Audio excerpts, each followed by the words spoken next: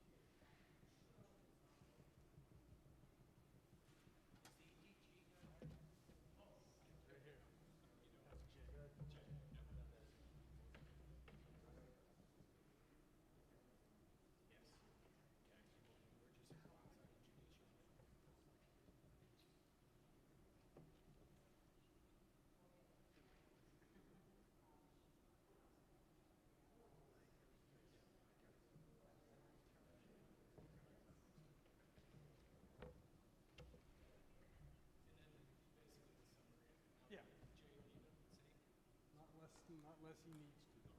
If I step out of bounds, I'll throw something.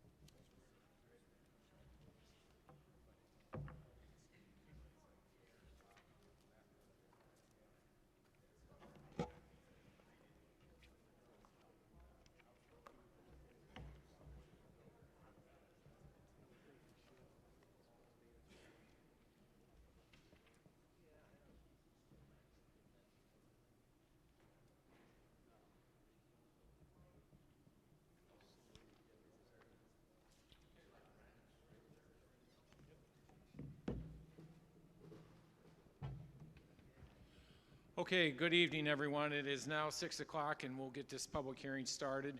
Before we begin, I wanted to remind all of you who are present about the COVID-19 precautions we are taking to comply with the orders of the Ohio Department of Health and Governor DeWine.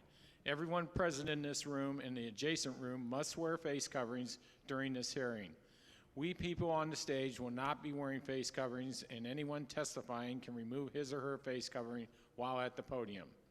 In order for us to be able to hold this hearing tonight, we will be enforcing wearing a face covering, social distancing, and the prohibiting about congregating. Thank you for your cooperation in these precautions.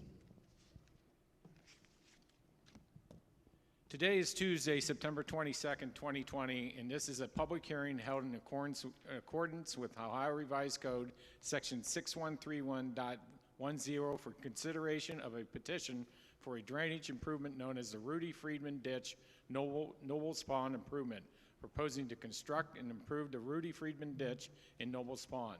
This hearing is a quasi-judicial matter. According to a court reporter, Lena Duncan will be recording the proceedings.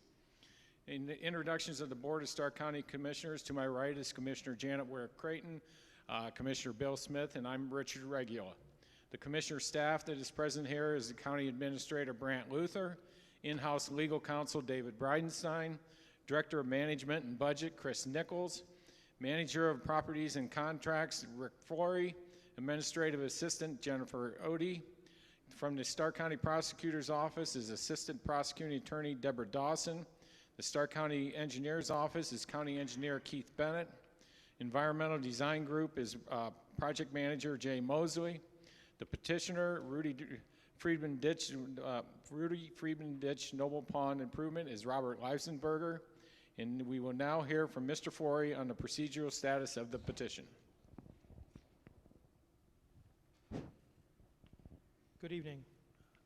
As of January 30th, 2020, the Rudy Friedman Ditch Nobles Pond Improvement Petition was filed with the Board of Commissioners, proposing to construct and to improve the Rudy Friedman Ditch and Nobles Pond. This work includes, but is not limited to, the flood prevention, maintenance of Rudy Friedman Ditch, dredging the pond, and installing adequate detention and retention basins to deal with the significant flows into the pond from the 1,700 acres north of Nobles Pond, as shown on the Exhibit 1 of the petition. The petition states that all costs of engineering, construction, and future maintenance will be assessed to the benefiting parcels of land and the property owners of those parcels of land.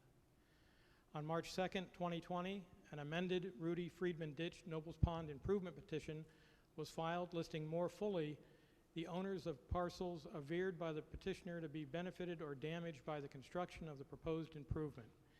It also correctly listed the owner of the 13-acre pond as the Villages Association Incorporated. On March 18th, 2020, the view was scheduled for April 29th, 2020 at 9 a.m. at the Jackson Township Fire Station Number 1 at 6965 Strasser Street Northwest in North Canton. And the first hearing was scheduled for July 28th, 2020 at 6 p.m. at the Jackson Center for the Performing Arts, the Jackson Local Schools, 7600 Fulton Drive, Northwest in Massillon.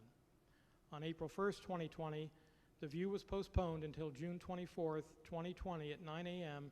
at the same location, and the first hearing was postponed until September 22nd, 2020 at 6 p.m. at the same location. And this was due to the declaration by the World Health Organization of a worldwide pandemic, the President's declaring of a national emergency, and the issuance of the Governor of Ohio of stay-at-home orders due to the COVID-19 pandemic. On June 10th, 2020, the second amended Rudy Friedman Ditch Nobles Pond Improvement Petition was filed, listing more fully the owners of parcels averred by the petitioner to be benefited or damaged by the construction of the proposed improvement. It further asks if the county finds that there is inadequate acreage available to add additional detention and retention to control the sedimentation of Nobles Pond. The petition requests implementation of the EnviroScience 4-bay expansion and restoration plan, and when necessary, the dredging of Nobles Pond to maintain a depth greater than a minimum 2 to 3 feet. On June 24th, 2020, the view was held at 9 a.m. and due to the large turnout was moved from the fire station to the Strasser Elementary School at 8646 Strasser Street Northwest in Massillon. A recording and description of the view are posted on the Board of Commissioners' website. The Stark County Engineers' preliminary report was received on Friday, September 18th, 2020, and posted to the Board of Commissioners' website and will be presented by the engineer to the Commissioners tonight. We have received to date 8 written comments from affected property owners opposed to the petition, and I will present that to the court reporter tonight to be added into evidence. I will now give a description of the route and terminus of the Rudy Friedman Ditch. The route of the Rudy Friedman Ditch begins north of Portage Street and west of the River Tree Christian Church in the Meadowlands number 3 allotment. It travels south, crossing under Portage Street, where 2 lateral ditches join it from the east and the west. The east lateral travels west from Lorraine Avenue, northwest between Robb Street and Kingston Street, then crossing under Dale Avenue where it joins the ditch. The west lateral runs from a pond north of Portage Street and east of the Jackson Friends Church. It travels south, crossing under Portage Street at a southeast angle and joins the ditch there. The ditch now travels south, paralleling Arlington Avenue and continuing between Longford Avenue and Domerland Circle, crossing under Killian Street. It then turns southeast north of Wellesley Street, crossing Drexler Avenue and then turning southeast. It continues behind the Sauter Elementary, the football stadium, and the middle school, crossing State Route 241 just south of Ponteberry Street. It continues southeast of Ponteberry Street and turns south between Andiron Circle, Militia Hill, and Barnstable Circle. It turns southeast to just west of Flagstone Circle, where it turns south and crosses under Fulton Road between Aldercare, Nobles Pond, and the Goddard School, proceeding south where it finally flows into Nobles Pond. Thank you, Rick. The purpose of this hearing is for the Board of County Commissioners to receive and hear the county engineer's preliminary report regarding the estimate of costs, the feasibility of the project, and his opinion as to whether benefits from the project are likely to exceed the estimated costs, and to receive evidence from affected owners for or against the granting of the proposed improvement. It is not the purpose of this hearing to answer the questions of anyone in attendance. There is a list of, and this is very important, there is a list of answers to frequently asked questions concerning the proposed improvement on the County Commissioner's website under latest news. If you have a question which is not addressed there, please submit it in writing. It will be referred to staff for response, which will be posted in the frequently asked questions on the website. All those affected owners desiring to address the board must first have signed in with board staff. Every owner desiring to present testimony to the board will have an opportunity to do so. Based upon the terms of use specified by the Jackson Local School District Board of Education, we are permitted to use this venue until 10 p.m. this evening. If by that time anyone still desiring to testify has not had an opportunity to do so, this hearing will be recessed until October 7, 2020, 6 p.m., again here at the Jackson Center for Performing Arts. The engineer's preliminary report was submitted to the board on September 18, 2020, and made available on the Commissioner's website for public inspection. Following the presentation of the engineer's report to this board, any owner of property alleged to be benefited from this improvement may appear in person, and after being sworn, may present evidence in favor of or opposed to the drainage improvement. Board members may ask questions of those presenting evidence at any time. Please note, however, that this hearing is not an adversarial proceeding. Cross-examination of witnesses, therefore, will not be permitted. We will now proceed to the hearing on the merits of the petition. The order in which presentation will be made is as follows. The Stark County Engineer, the petitioner for any additional evidence not previously submitted, affected property owners in favor, affected property owners opposed. We will now receive the preliminary report from the County Engineer, Keith Bennett. Following the report, those property owners affected of the proposed improvement wishing to testify will be given an opportunity to speak in an orderly and legal manner.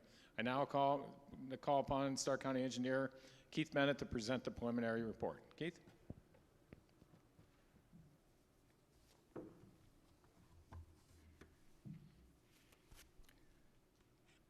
Thank you, Commissioner. As stated, the preliminary report was issued to the commissioners last Friday, September 18th. The county engineer's responsibilities in this process are outlined in the Ohio Revised Code. We were in step 2 of that. First step was to attend the project view held on June 24th. And yes. You need to be sworn in first. I'm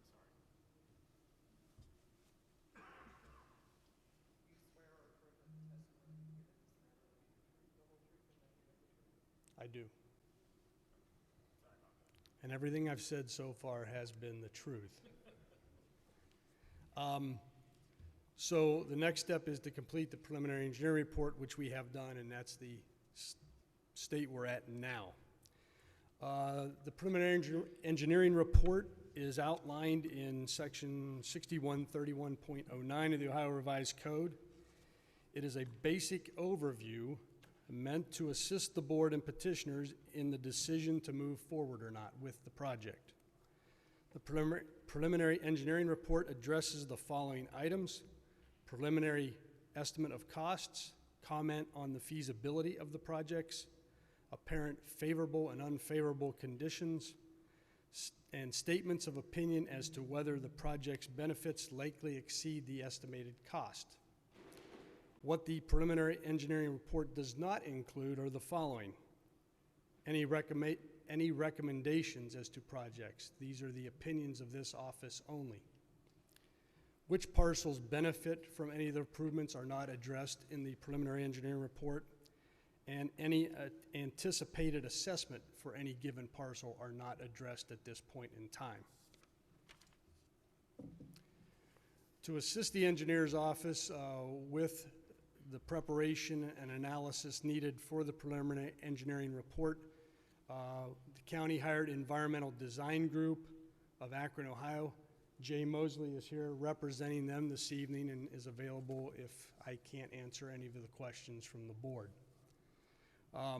They were mainly hired to assist with the inspection of the pond and ditch, review the history of the watershed development, complete a hydrologic and hydraulic computer model of the watershed, evaluation of potential alternatives addressing the prayers of the petition, and assistance with report preparation. As stated, we are working now under the second amended petition that was submitted by the petitioner and I believe approved on June 10th of 2020. The petition requested improvements of the Rudy Friedman ditch and Nobles Pond and includes the pond and the entire ditch above the pond to the north. The location of these items are within sections 21 and 22 of Jackson Township. The petition, as we reviewed it, specifically requested constructions of improvements to the pond and ditch.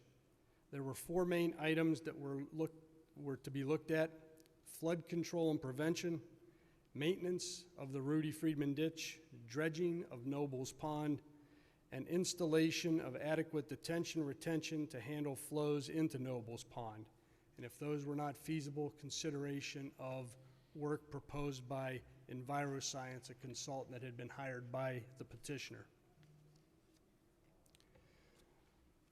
Due to the broad scope of the requested investigation, we've chose to, instead of addressing the project as a whole, address each of the four main items listed in the petition. And once again, this entire report and the preliminary engineering report that I'm summarizing tonight are available for view on the Commissioner's website.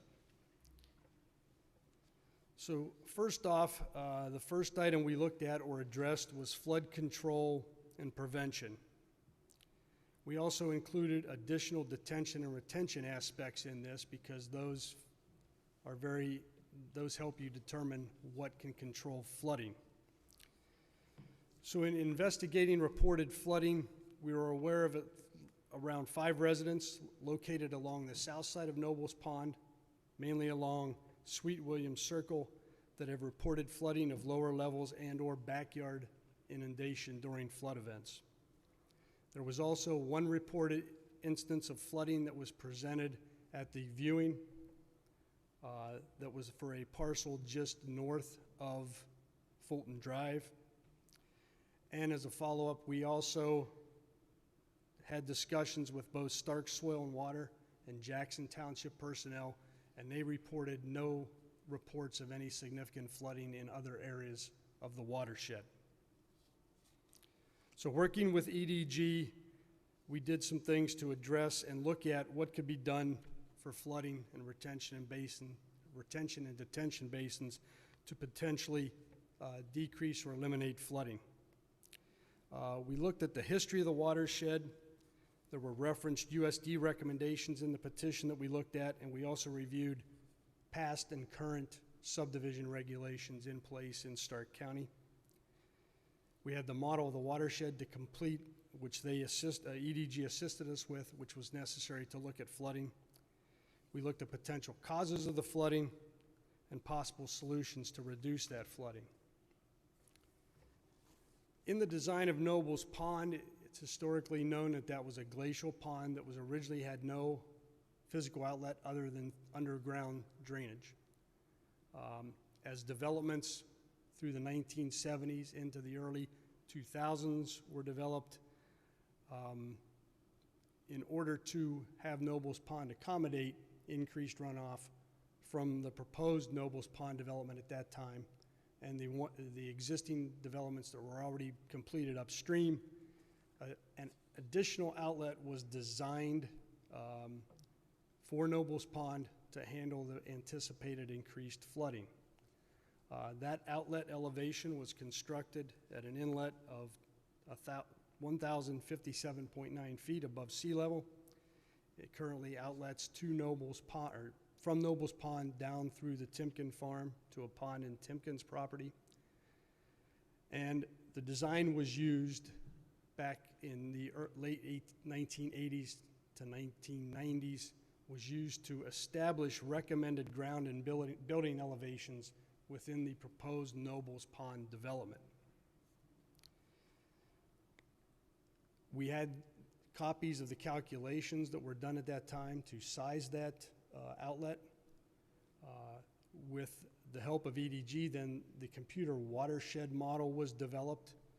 They modeled the watershed, looking at current impervious surfaces within the watershed, and we wanted to verify that the design back in the 1990s is what the model was showing.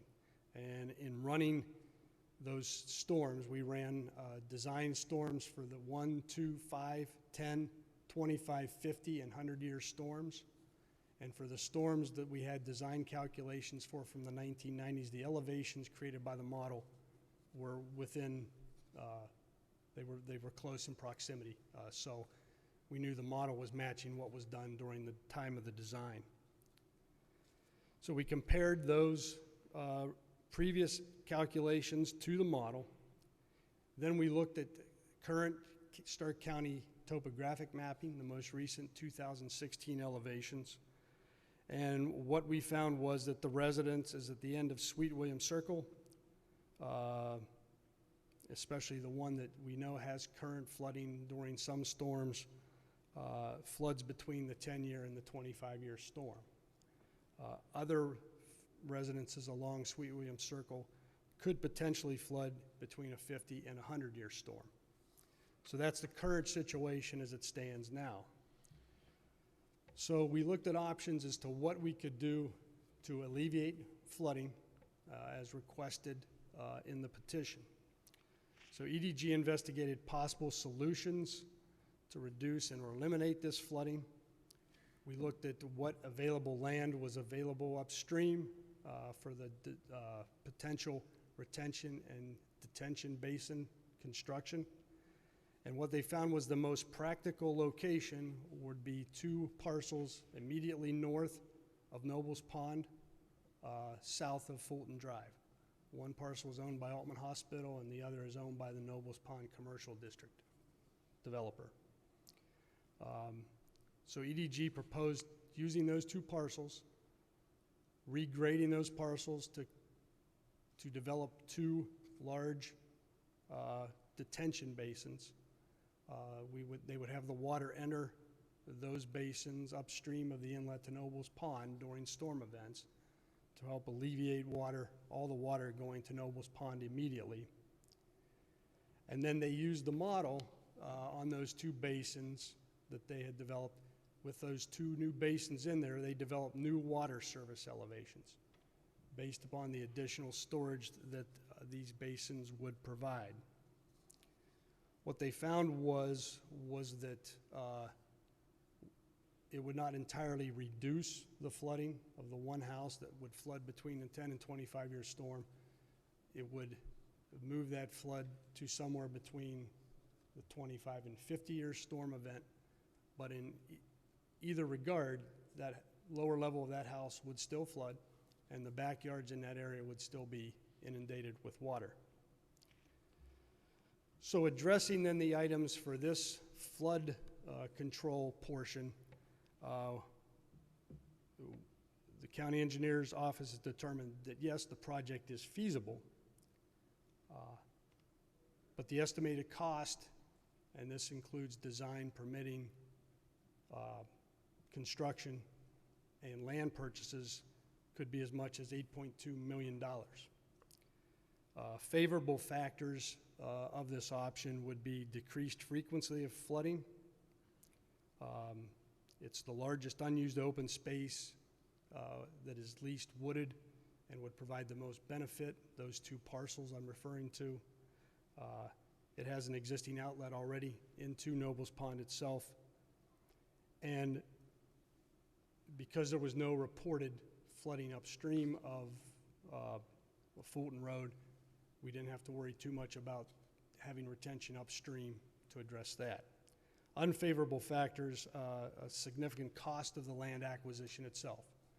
This is commercial, zone commercial property, and based upon our office's recent appraisals on other road projects, commercial property in Stark County, Jackson Township area can go for $500,000 an acre. So that's the large majority of the cost, but also hauling away a significant amount of earth and excavation material from that site would be also an expensive endeavor. So based on the fact then that it would not eliminate the flooding of the homes along Sweet William Circle, in comparison to the not exorbitant, but significant cost based on our early estimates, it's our opinion that in this case, the costs likely exceed the benefits. So that addresses condition one we looked at. The second item we looked at was the condition of the ditch. So county officials, Vince and EDG Representative Jay, they inspected the entire length of the ditch. What they found is that the bottom is comprised of sediment in the flatter areas. These flatter areas are mainly behind the school properties, just west of Wales Road, and some in the agricultural areas up just south of Portage Street, and some sediment settling out as it approaches Nobles Pond, coming south of Fulton Drive. The remainder of the ditch is gravel and cobble-sized material. Most of the bank areas were generally well vegetated with mature trees and smaller undergrowth.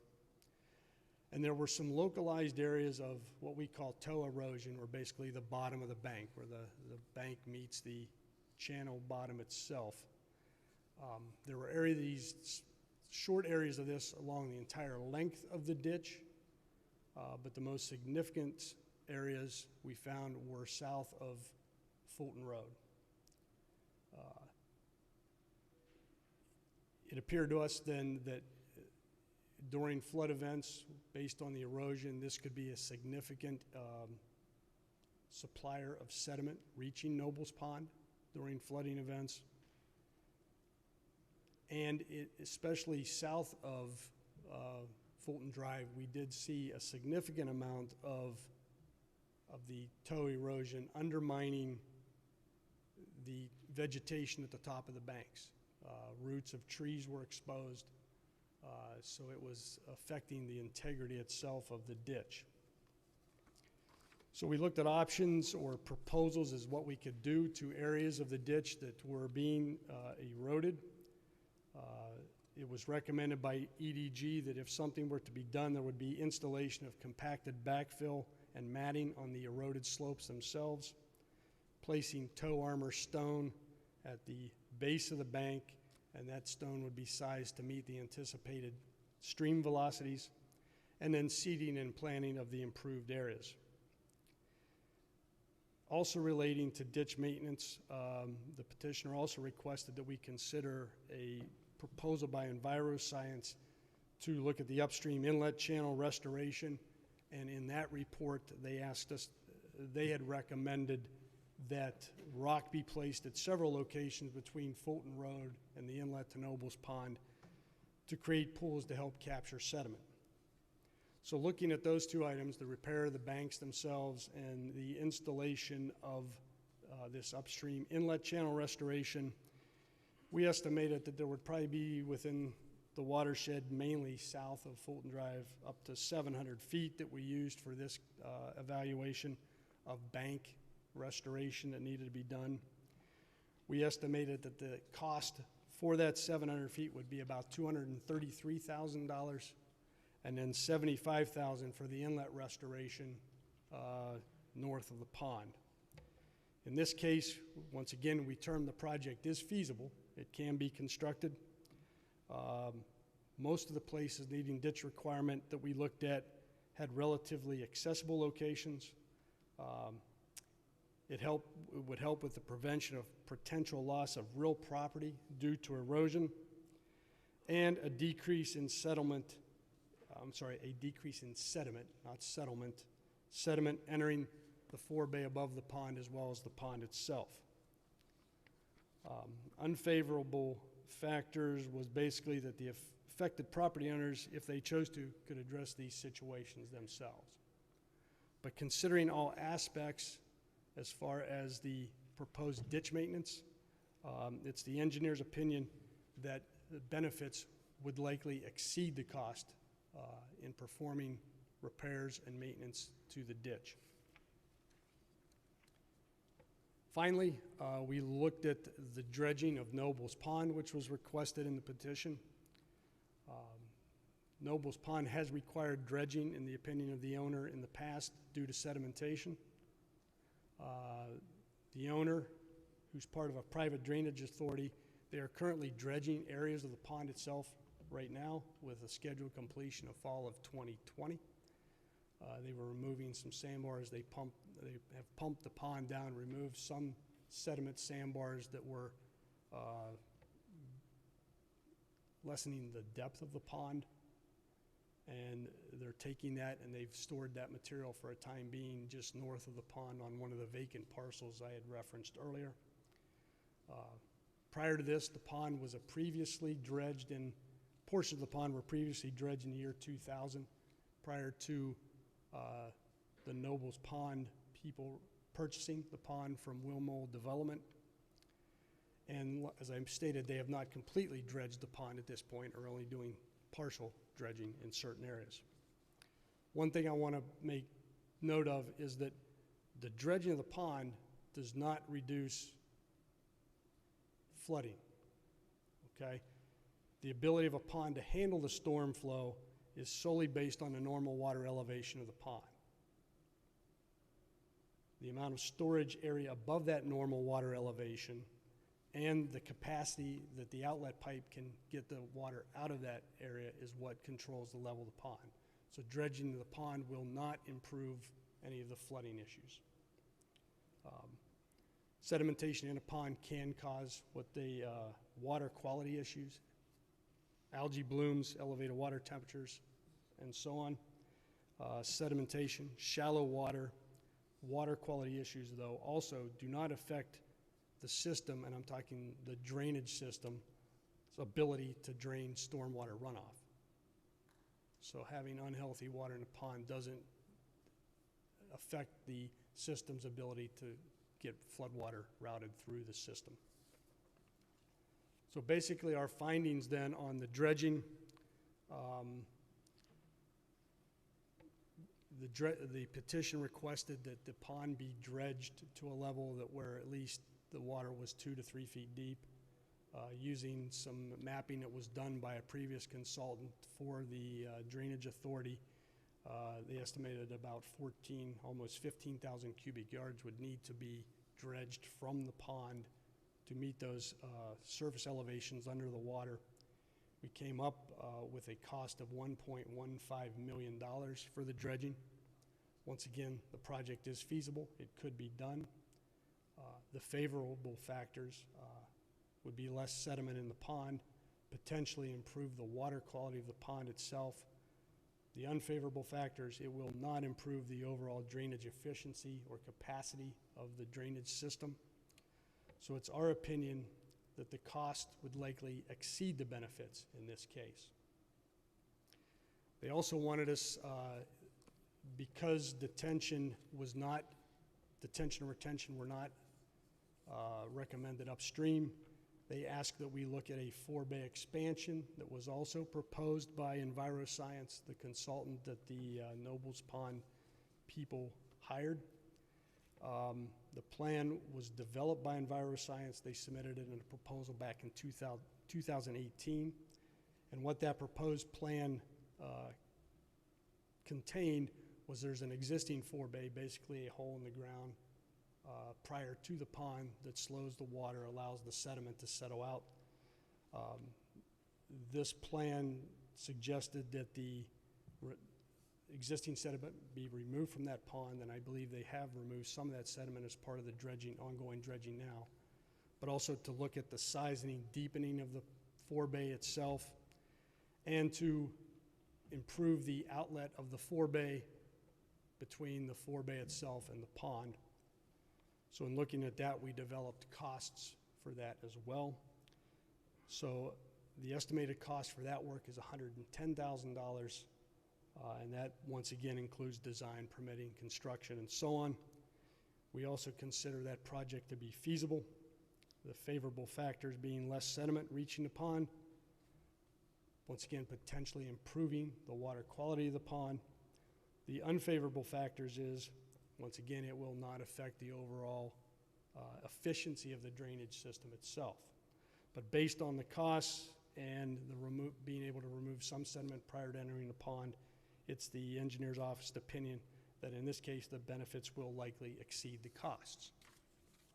So in summary, after all that long-windedness, after evaluation, and once again, these are the opinions of this office.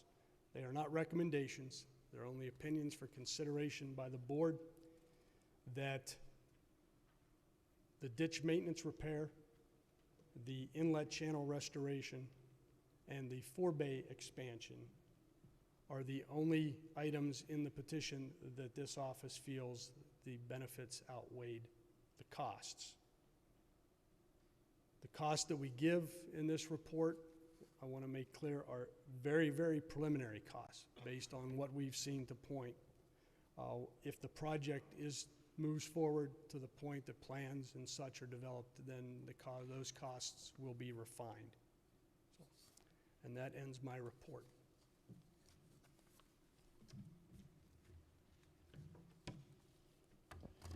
Any questions from my fellow board members? Go ahead, Commissioner Creighton.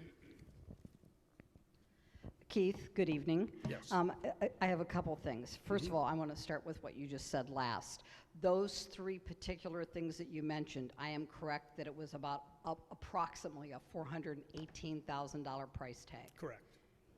Does that figure include the cost of this report or the final report? No, it does not. It includes only work to do those 3 items. Okay.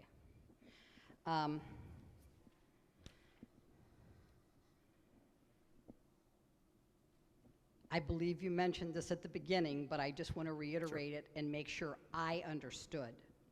Assuming that we would agree to the $418,000 for the combo of those 3 things, do you know how much each parcel would be assessed? No, not at this point. That's okay. not. You do not know that. That comes at a later date if the project moves forward. Do you know which parcels of land would be the most or the least benefited by the improvement? No, that is looked at a later date if the project moves forward. Okay, and I have one last question until I think of some more. I'm not an engineer, so these may be really basic questions, that's but fine. I need to understand. Right. First of all, I did not understand what a 4-bay was. Okay. And that was a hole in the ground, you said? Yeah, it's basically a device. It can be a hole in the ground or a combination of holes and rocks that basically slow the water down and collect sediment prior to entering the body of water itself. It's easier to clean. It's easier to maintain than continually dredging the pond. So I'm going to make a statement and tell me if I'm looking at this incorrectly. If that pond has that silt and the buildup in it, and you're recommending that it can be fixed, that's the wrong word, but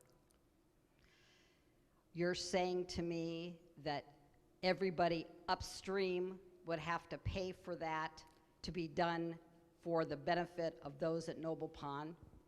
We are not making that statement at this time. That what the benefits that we're looking at are just the benefits to the system itself, okay? We do not get into who benefits and how much that benefit is until later in the process, if this process moves forward beyond tonight. But essentially then, am I making an improvement 5 miles away for the benefit of the Nobles Pond Homeowners Association? Would I be assessed for that? Potentially, Okay, yes. Potentially, no. okay, thanks. Yes. Keith, Yes. is this on? Yes. Thank you. Just so I'm clear, none of the studies that you did, am I right in saying that Nobles Pond would not be converted, would be converted to a retention-detention basin? That would have been north of there, correct? I don't follow. Well, it doesn't matter if Nobles Pond's 20 foot deep or 2 foot deep. From all the sediment, it's still a storage pond. It's still a storage pond. Okay. It was a So- natural pond that over years was used as a storage pond. Okay, so what the study was saying is that if you went north of there and put in 2 retention-detention, that was the $8 million one. Correct. Could Nobles Pond be turned into a retention-detention basin instead of a storage pond? Detention is a storage pond.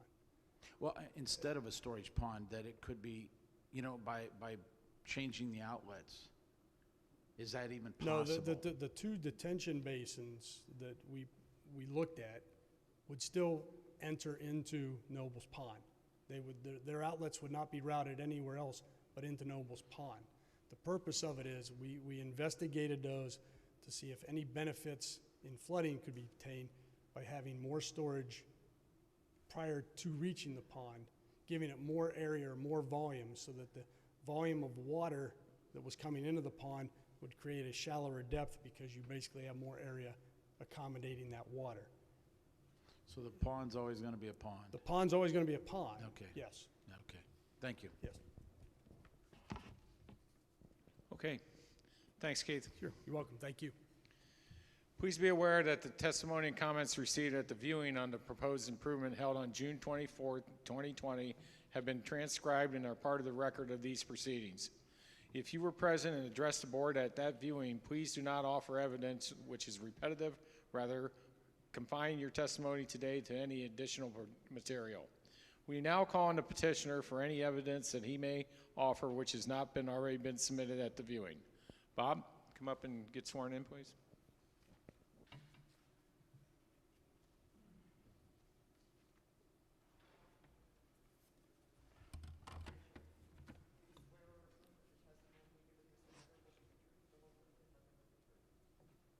I do.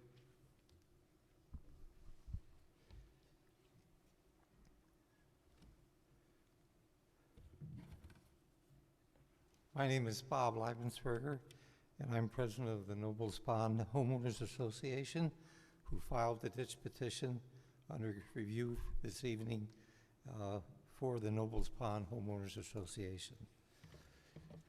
We are in complete agreement with the conclusions and recommendations of the preliminary engineering report.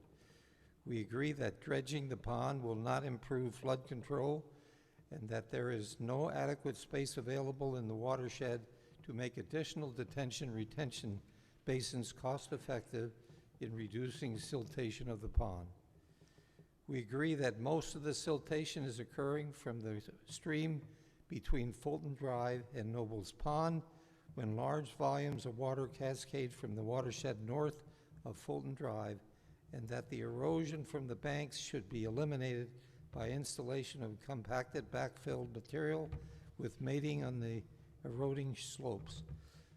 toe armors stone placed at the bottom of the bank sides to resist the anticipated flow velocity, and seeding and planting of the improved portion of the ditch. We also agree additional forebays should be added as a means to collect debris and silt before it reaches the pond. We do, though, have two requests. The first is that the county obtain an easement on both sides of the stream between Fulton Drive and Nobles Pond that will allow for the future maintenance and clean out of the forebays on an annual basis.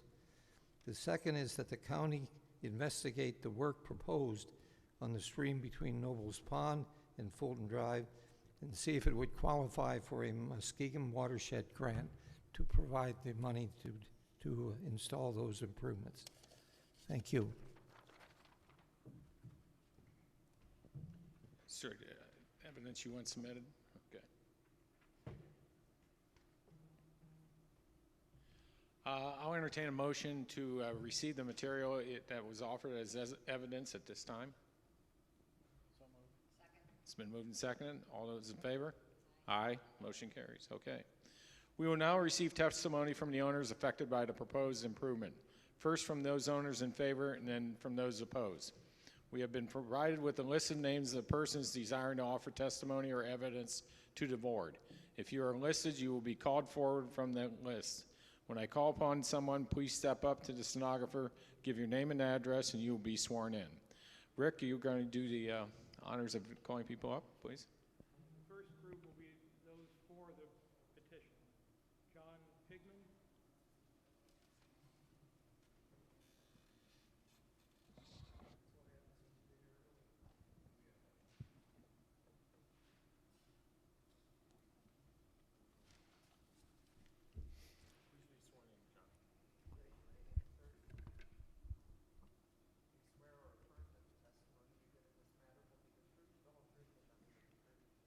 I do. My name is John Pigman. I'm a resident of Nobles Pond, and I also work with the Homeowners Association to help coordinate management and long-term care of Nobles Pond. In that effort, I have worked with a company called EnviroScience, which you've heard mentioned a couple times earlier. And they have given us some suggestions which we find have been well taken by the recent study that was done. I'm really impressed with the preliminary engineering report that was just gone over by the county engineer and the work done by the environmental design group. Those are findings that we already basically knew and we agree with. We know there are no detention ponds north of Fulton Road, and that for that reason, whenever there's a heavy rain, all of the water from those areas immediately rushes down through the Rudy Friedman ditch to the Nobles Pond because there's no other area for them to go. There's 1,593 acres in that drainage area. Just as an example, a couple weeks ago, we had 1 3/4 inches of rain. It was that weekend where there was a lot of rain in a short time. It might have been close to 2 inches. That caused the water in Nobles Pond to rise 2 feet almost instantaneously because of all of the drainage coming from upstream. Running the numbers for a 13-acre pond, that equates to 8,400 gallons of water that basically in just a few minutes entered the pond because there's no other detention area for it to go. We looked at some numbers just to give you a kind of a mental picture of what that looks like. It's 1,320 tractor trailer loads full of water. And that's what it takes to equal that amount of rain that comes into the pond. I don't want to go over anything that's already been covered, but I do agree with the suggestions that we follow the proposals from EnviroScience. I think those are very sound, and I think if we can adopt those and move forward, that we will definitely have a ditch petition that will be very effective and eliminate the problems we're trying to eliminate. Thank you very much. I have this one slide in handout.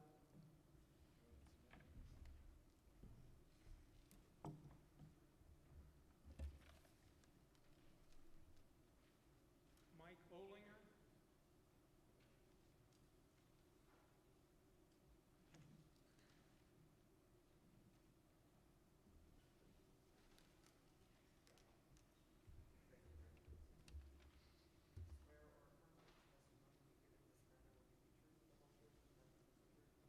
I do.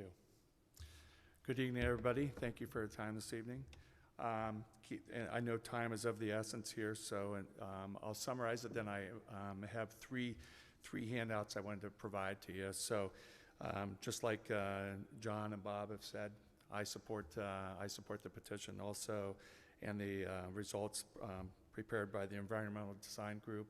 I'm a homeowner in Nobles Pond and a member of the Homeowners Association board there.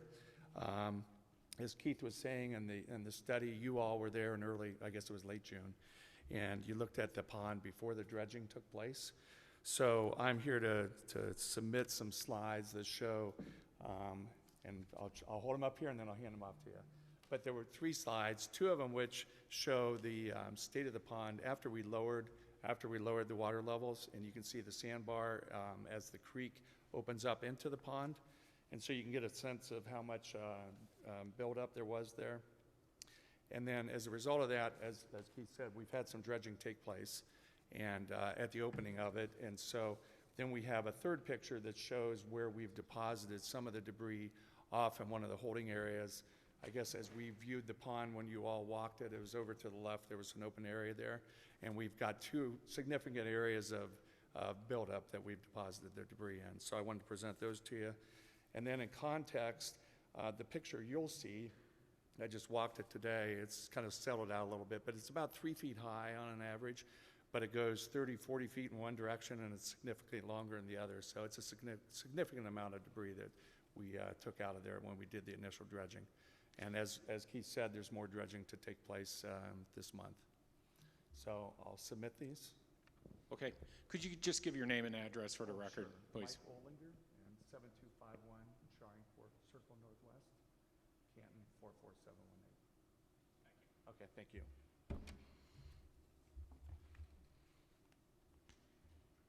Next name is Bob Scholl.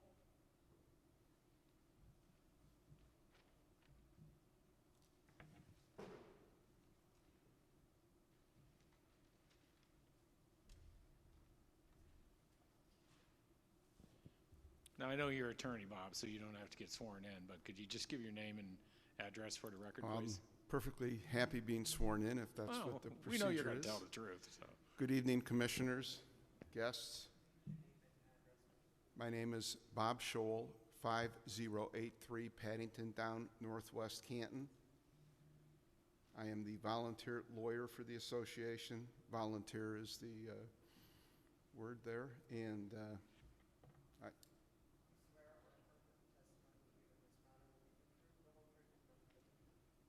I do. I want to thank the commissioners for giving us their time to consider our petition. We believe that the petition is a valid petition in that it improves the overall system of the drainage. Even if somebody is 5 miles away, it still improves the system.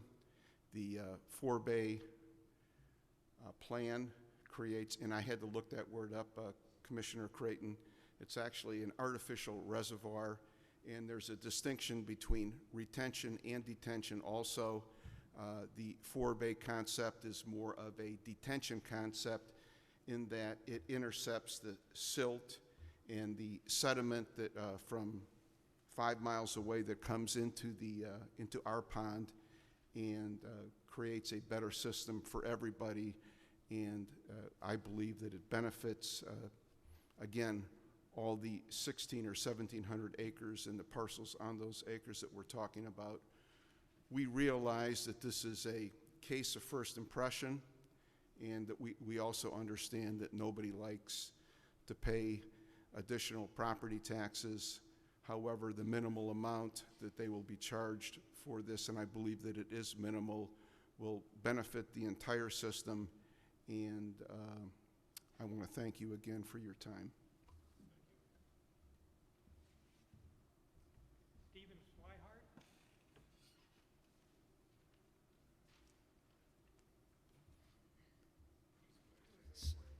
Steve Swinehart, 4833 Lantern Hill Circle. Okay.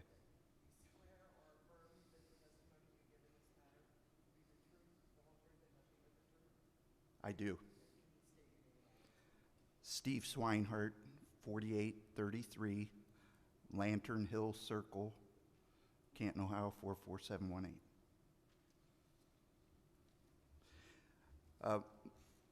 My background is I'm a civil engineer and a builder.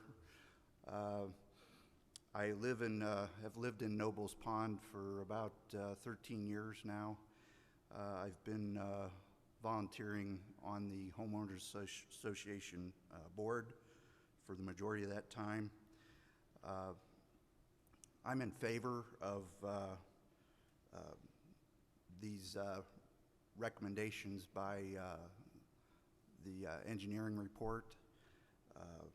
I do have a picture of there's a box culvert that goes underneath Fulton Road that when Fulton Road was widened about 10 years ago, previous to that time it was a 48-inch culvert, and that was kind of a choke point for the flood waters. I believe it would flood just north of Fulton Road, and that would slow the water down the 700 feet south of Fulton Road, and there would be less erosion. Since the widening of Fulton, the state put in a 13-foot by 7-foot box culvert, and there's no choke point there anymore. The water just comes rushing through there, and we've experienced a lot of erosion in the ditch, the southern 700 feet of the ditch. So I'm in favor of remediating the ditch there with the way the engineer stated in his report. So I would like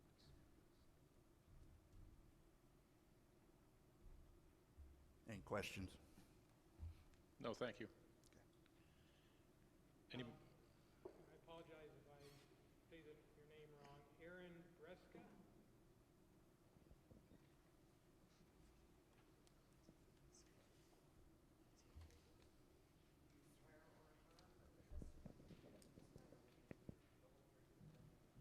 I do. My name's Aaron Brescia, B-R-E-S-C-I-A. I live at 5081. Oh, sorry. Aaron Brescia, B-R-E-S-C-I-A. I live at 5081 Sweet William Circle, Northwest.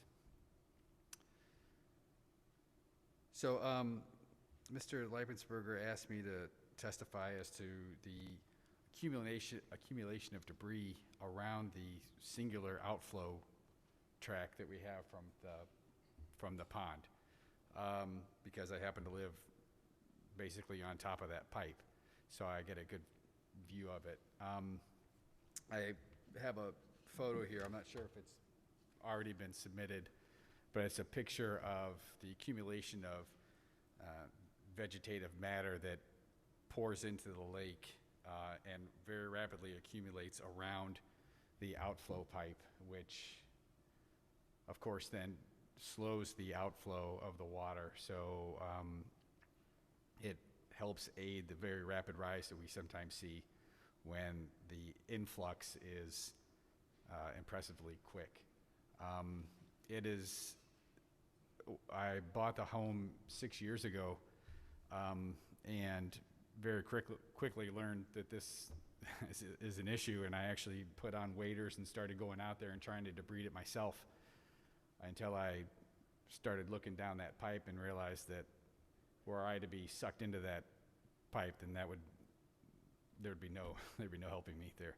So that is an ongoing expense of maintenance that keeps the outflow healthy and gives it the best chance possible to keep up on the influx, which, as Mr. Pigman testified, can be very, very rapid. So I have this photo here, and that's why I came to testify.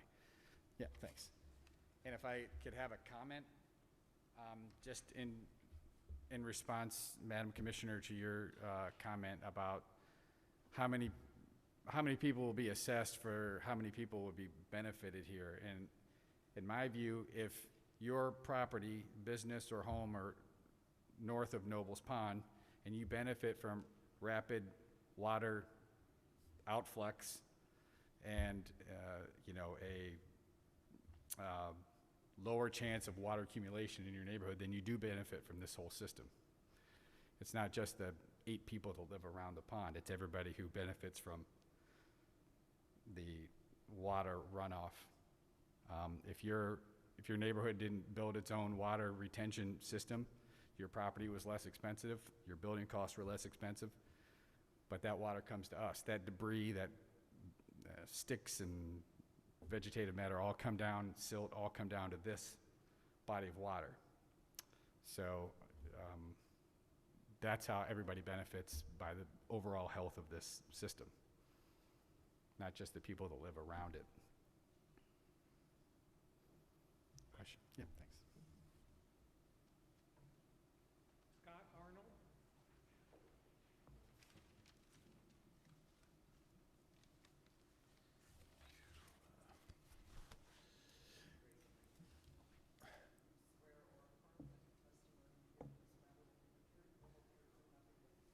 I do.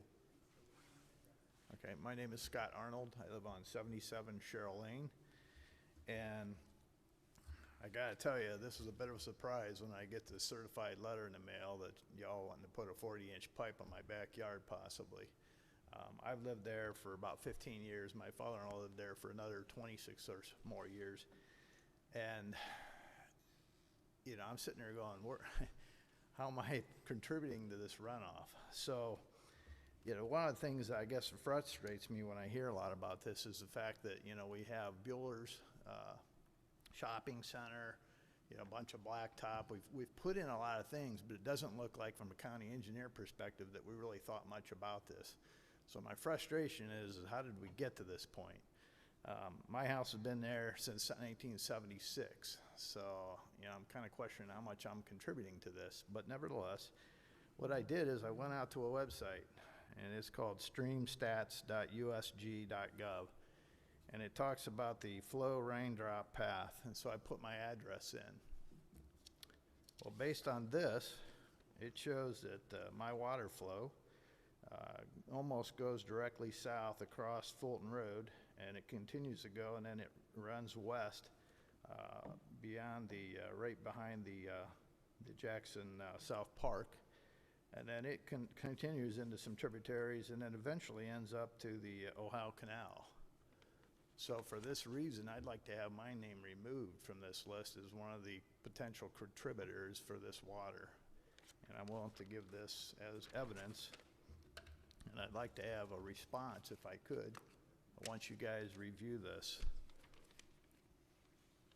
Thank you very much. So, Mr. Arnold, you're opposed? I am opposed, that's correct. Now we are hearing from the city. I apologize. I'm not sure how one of the opposing cards got in with the approving card. So Okay. I'm still reading through cards that are for the petition. Okay. But you, sir, are now in the against column. We'll keep you there for now. Okay, just make sure you got me as against.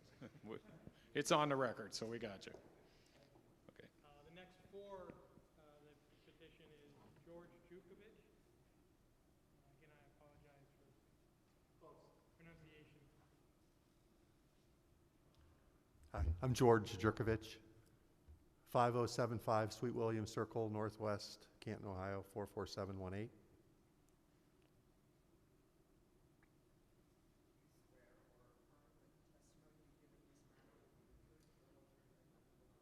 Yes.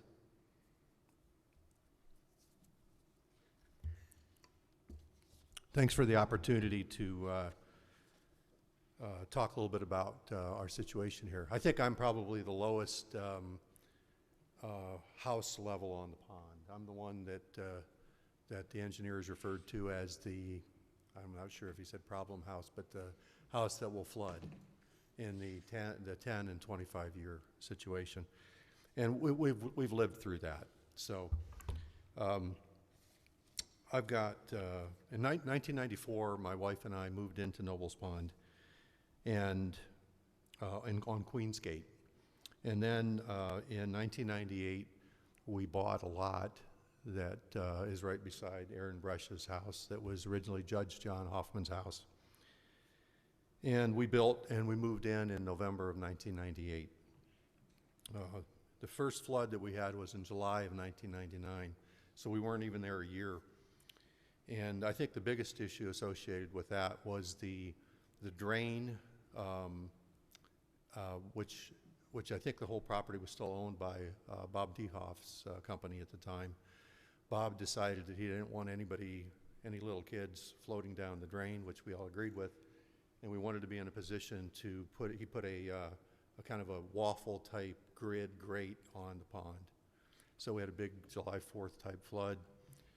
The grate got clogged. The pond level rose up significantly, like real significantly. As a result, we had to bring in a backhoe, rip off that grid for the pond to ultimately drain out. But the consequences were that I flooded. My basement flooded. It's a finished lower level, 2,500 square feet. That's as nice as the upper level, and that was the problem. So that was in July 1999. In February 2011 was the next time we flooded. In that period of time, in that 11, 12 years, Judge Hoffman and I took turns cleaning up the debris that Eric was talking about. We constantly had debris, not only just natural debris, but unnatural debris, little tyke set, basketballs, garbage, plastic, anything that you could think of, it came down into that pond and into my yard and John Hoffman's yard, and we cleaned it up. We took care of what we had to do, and we did that for years and years. In May of 2011, flooded again. In July 2011, we flooded again. I, kind of had it up to here at that point. So I did my best to try to get the county. I remember the engineer, Stark County engineer, was Gary Connor. You worked for him. He did. Okay. So, and I don't know all the particulars, but anyway, Gary Connor was the contact that I was dealing with at the time, and basically there was no remedy for anything. So I decided that I needed to trying to take things into my own hands and try to make a change. Contracted with a couple builders to help me understand, could I build a wall? What could I do? A lot of recommendations came through.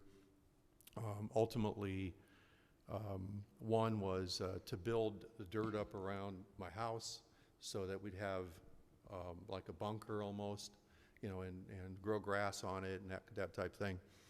And but there was no guarantees that I wasn't going to flood. So we decided to build a wall. So we built a wall. Basically, it's like a poured basement wall that and I'll have some pictures for you guys to be able to see. We built that wall at a significant cost. The cost of that wall was approximately $40,000 to get that done. And it was basic. It was very basic and aesthetically very ugly. Over time, we've spent approximately, in 2011, we spent $85,000. The wall, the other work that needed to be done around the area, the repairs to our house that was flooded, doors that had to be replaced on the house so that we wouldn't get leakage through them. We bricked in a screened-in porch area that would flood significantly. We had 3 to 4 feet of water in there. And in the end, it's untested at this point. So even though we've built the wall, we've got all these things there, the level of the pond has never risen to our wall at this point in time. So I still remain untested. So since then, we've also aesthetically added about another $20,000 worth of improvements that are to make it look livable at this point in time versus like looking at a basement wall. So in 2011, all that work was done. I did have a conversation with Gary Connor. I wanted to get to this. He told me at the time, he said, you should have never been issued a building permit to build your house on that property. And I didn't quite understand why, but he said the pond was designed to be able to raise up and down 10 feet. And I'm going to say the level of my patio in the back was probably 4 to 5 feet above the level of the drain, and that was about it. And so I think after I read the report last night, there's 178 pages, I read through the whole thing, I have a better understanding that any home wasn't supposed to be built below the level of 1,070 feet. I think ours sits at 1062. So we're about 8 feet below that level at this point in time. My wall takes me up about another the wall takes me up another approximately 4 feet. So that takes me to 1066, I think, still 4 feet below that level that was originally designed, I guess. I think when Gary told me that we shouldn't have been issued a building permit, I said, well, why were we then? He didn't have any real explanation for that. And as a result, there was a time when I felt like my property value was significantly decreased. So our remedy was to go to, I can't remember, I think it might have been the county commissioners, may have been the group we're meeting with today, and the school board came in and they gave me an abatement for a period of time to help recoup some of those costs, which I think was awesome, and we appreciate that. So what I'd like to do today is I'll submit a series of pictures. Here's one that goes back to the 2011 flood. This was in July. There's another picture that kind of shows the looking out towards the north side of the pond. Here's the wall construction that we did, and you can see that the wall construction, it's like it's 8 feet, 4 feet above the ground, 4 feet below the ground, with a 1.5 footer down below. So just like a basement wall would be. And you can see aesthetically, this was the wall when it was originally completed. And it looks like a poured basement wall, which is exactly what it was. Since then, we've spent significant dollars, about $20,000, as you can see, to, I kind of like going and sitting down there now, having a glass of wine. And then the back of our house. So what I'd like to say, again, I appreciate you having taken the opportunity to listen to what I have to say. And I also want to say that we support my wife Vanessa and I support the report that was put together and the recommendations, and we think that that'll help continue to alleviate some of the issues that we have personally. So, thank you.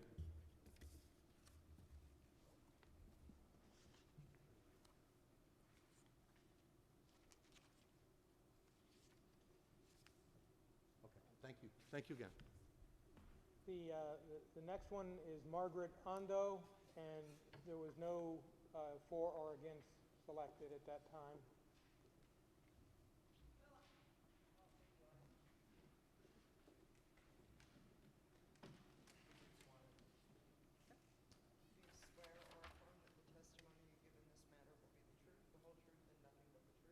Yes, it will.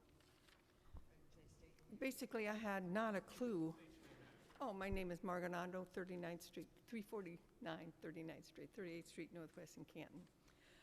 I didn't have a clue of what was being asked, of what was going on, so I didn't know how to answer yes or no to something I didn't have any details on. But after listening to some of the things that people have said, my heart goes out to the people that have flooded homes, and I'm sure they're beautiful up there. And, but I just can't see a reasoning why so many people along this route would be asked to contribute to fix the problem. And it looks like it's a severe problem, but it looks like it's fixable down at Fulton Road. I just wish, and I don't know if there's a way to help this get paid for other than all the property owners by fixing this through another means, other than, and the house that I'm talking about, I don't see it on the map touching it. There's a possibility if you sent the letter that it is. It's up in McDonaldsville on Brocker Street, and it looks like it doesn't go to the green line, but. Ma'am, I need you to get closer to the microphone. I'm sorry, I'm just saying, the house I'm talking about on Brocker Street, up in McDonaldsville, doesn't look like it touches the green line, but of course I don't see the streets, I just see that. But I am against, like I say, I'm against all the people along that line paying against it, so. But that's why I didn't answer yes or no, because I wasn't sure what this was all about. I hadn't had a clue, so I wanted to hear it first. So I'm against. Good? All right. I have one more that didn't have a selection chosen. Stephen Paro.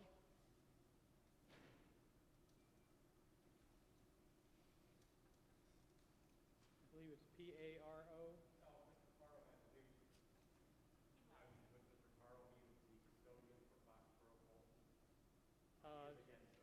I'm sorry, I can't hear you. Oh, you left. Okay, all right. Thank you. Okay, these are against. Yeah, Rick, use the microphone, please. These are against. Nesbi Abood. Nasib Abood, I apologize.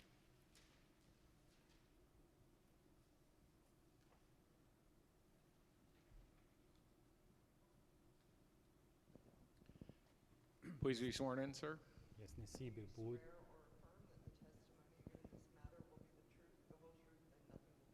Yes, I do. Yes, I do. Yes, I do. I just gonna reiterate what oh, is it? Okay. Nasib Abood, my property that received the letter is 7520 Portage Street. 7520 Portage Street, Northwest Massillon, Ohio. So I just want to reiterate what the lady before me said. I was shocked when I received this letter. This building that I own. I was just surprised when I received the letter. The building I owned, it's built in 1960s. It's been there for many years, and we had no issues with water. My heart goes to the people who has these issues, these problems, but I have no idea why I received this letter. That's it. Thank you.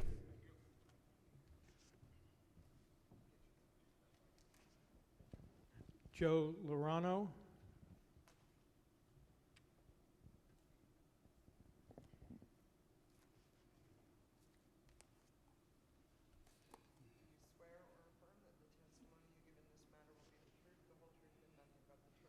I do. My name is Joe Loriano. I live at 7224 Mears Gate Drive, Northwest, at 44720. I live in the subdivision called Windermere PRD. It's at right by the large water tower that's on Wales.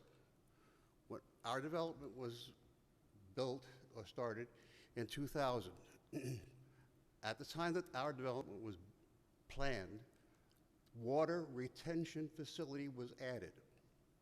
We, having taken care of our water problem and addressing it downstream should be eliminated from any proceeding, any of this proceeding, because we have fulfilled our requirements to take care of the watershed. I feel for the people that are in Nobles Pond, but I feel that we have done all our due diligence in assuring that we do not add to any problems downstream from us.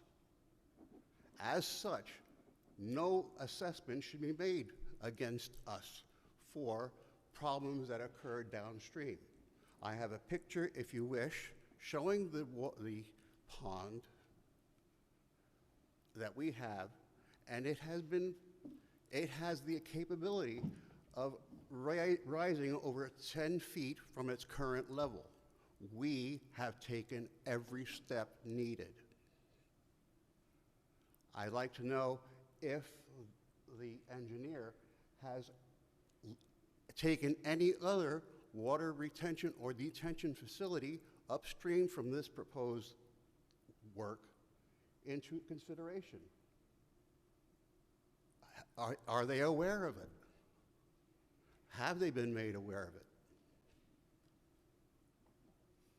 Again, we have done everything we need to do according to the statutes of the state, and we should not be part of this action at all.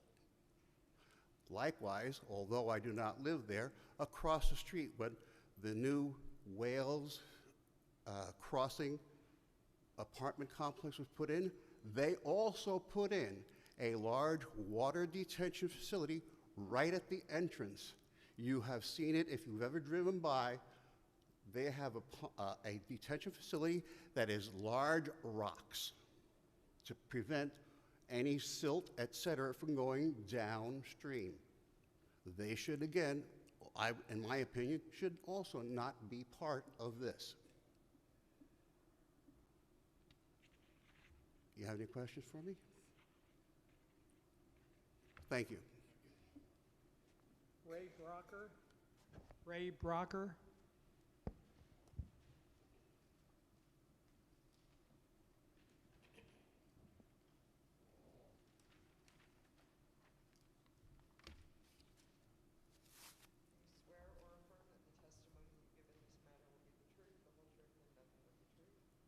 I do.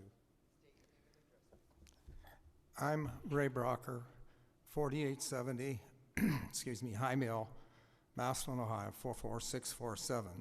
I'm here to represent my sister, Ruth Self, who owns 2 acres on the original Brocker Homestead Farm. I just have a few things I'd like to say. As far as the Nobles Pond, the issue there, no doubt, is flooding. The question is, if they drain that, are they going to destroy the Indian artifacts that they've been digging there for years? How are they going to do that without destroying the Indian artifacts? My mother dug there many years ago, and I think they're probably still digging today. That was an Indian camp. But anyways, I've never seen flooding. I've been a Jackson resident for 72 years. I'm very familiar with the Friedman property there and the property north of there, because my grandfather originally owned 48 acres there of the Brocker farm, which on the east bordered Ellis Frank's farm, which is now in a development, and to the south all the way down to where the woods is, that was the Bresson property. That was all my grandfather's. It's been sold off. Personally, I have never seen the Freeman Ditch flood, and I've been around it for many, many years. I drove by there today. It's bone dry. I don't see any reason to dig that part of the ditch up anyways. There's hardly any water in there anyways. My concern is the north part on this map, which is green going north. The first line, does that represent a ditch or a pipe going to the lake? Does anyone know that?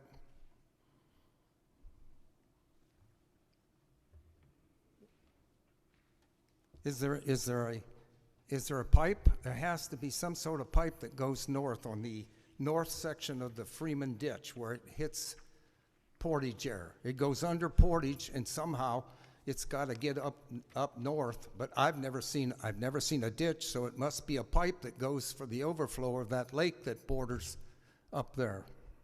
But anyways, my concern is this. My sister got a notice about this meeting. I don't see how this meeting can affect her. She has now just 2 acres there of the original farm. The green light that you see, the green line you see going to the right, I don't know what that represents. Whose property does that represent?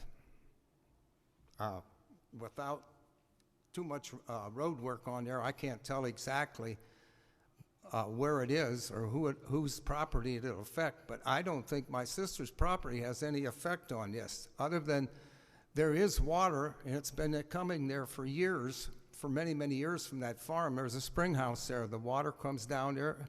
It originally went through a 4-inch drain pipe that went down to the corner right near where that lake is and joined 2 other streams, dry streams that joined right there, then went down and went across, but that's been all changed.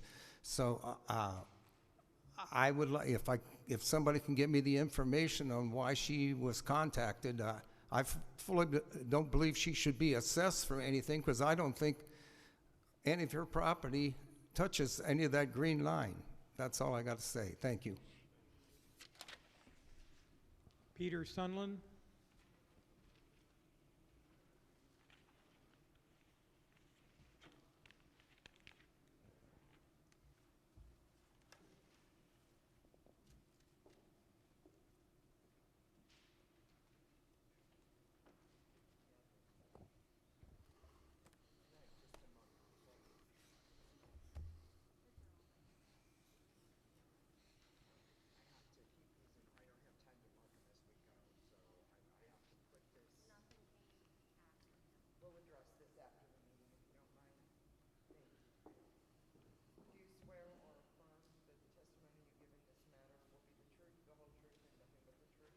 I do. Peter Sunland III, 6525 Wales, Massillon.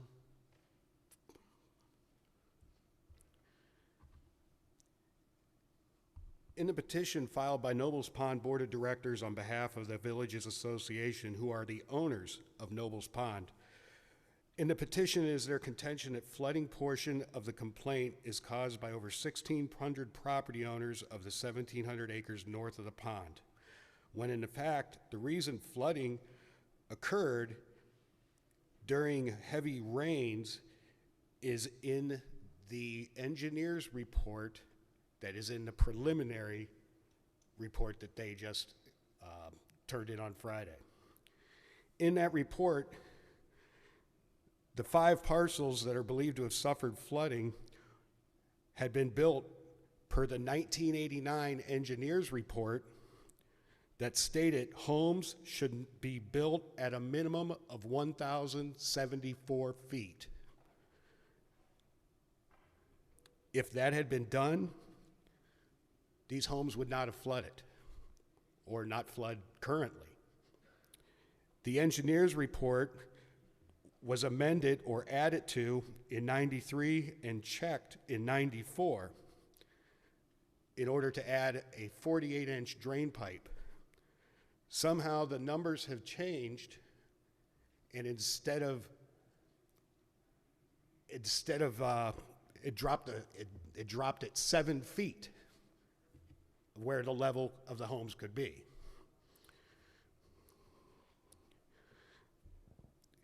If the homeowners purchased home in the lowest land in the 1,700 acres of drainage area, it's the prospective buyers or their agents' responsibility to take all that information into account before making purchases. In the Nobles Pond Private Drainage District Agreement, that went into effect in January of 2005, it is stated that the property owners south of Fulton and east of Wales were the authority established to maintain the integrity of Nobles Pond, as well as the outlet and inlet. It was noted in the preliminary report that the silt claimed to be filling Nobles Pond is coming from that district. The silt filling the pond is coming from south of Fulton, east of Wales. I'm presenting evidence in a photo from what Nobles Pond looked like in 1988 and 89, prior to any of that development. This evidence shows the pristine condition of Nobles Pond. It also should be noted that the pics were taken from a V-bottom boat that was able to navigate completely around the pond to take these pictures. This boat was brought in on a trailer and put into the pond. Since the pond is a glacial feature, it has been a retention pond for the 1,700 acres since the glaciers receded. I am presenting more pics that show the farmland surrounding the pond before the topsoil was removed and excavation was done. Excavation that caused the silting problem noted by the preliminary study as being south of Fulton. It should also be noted that the former Commissioner Sorelli addressed the silting issue in a meeting with the developer that was given tax money from the county to fix the silting problem. In that meeting, she noted that the silting could be occurring because of the stripping of topsoil and the movement of fill into the ditch area. The preliminary report states that there would be no benefit in regards to flooding by dredging the pond. Therefore, the only benefit by trying to curtail silting that is coming from the south of Fulton would be aesthetic. And since this would only benefit the pond owners, it should be their responsibility, as stated in the Nobles Pond Drainage District Agreement. The property owners are members of that district. Therefore, it's the homeowners of parcel 16, the homeowner of 6525 Wales that believes no tax dollars should be used towards this petition. It is also the parcel owner's desire to be removed from this or any future tax liability regarding this petition, since the parcel at 6525 is 2.8 acres, has a small 1,500 square foot home with a circular driveway, and also does not have a ditch, swale, or pipe leaving or exiting the level land. Therefore, any runoff stays there. No runoff from that property enters the Friedman ditch. Thank you. Tina Perrin. Thank you.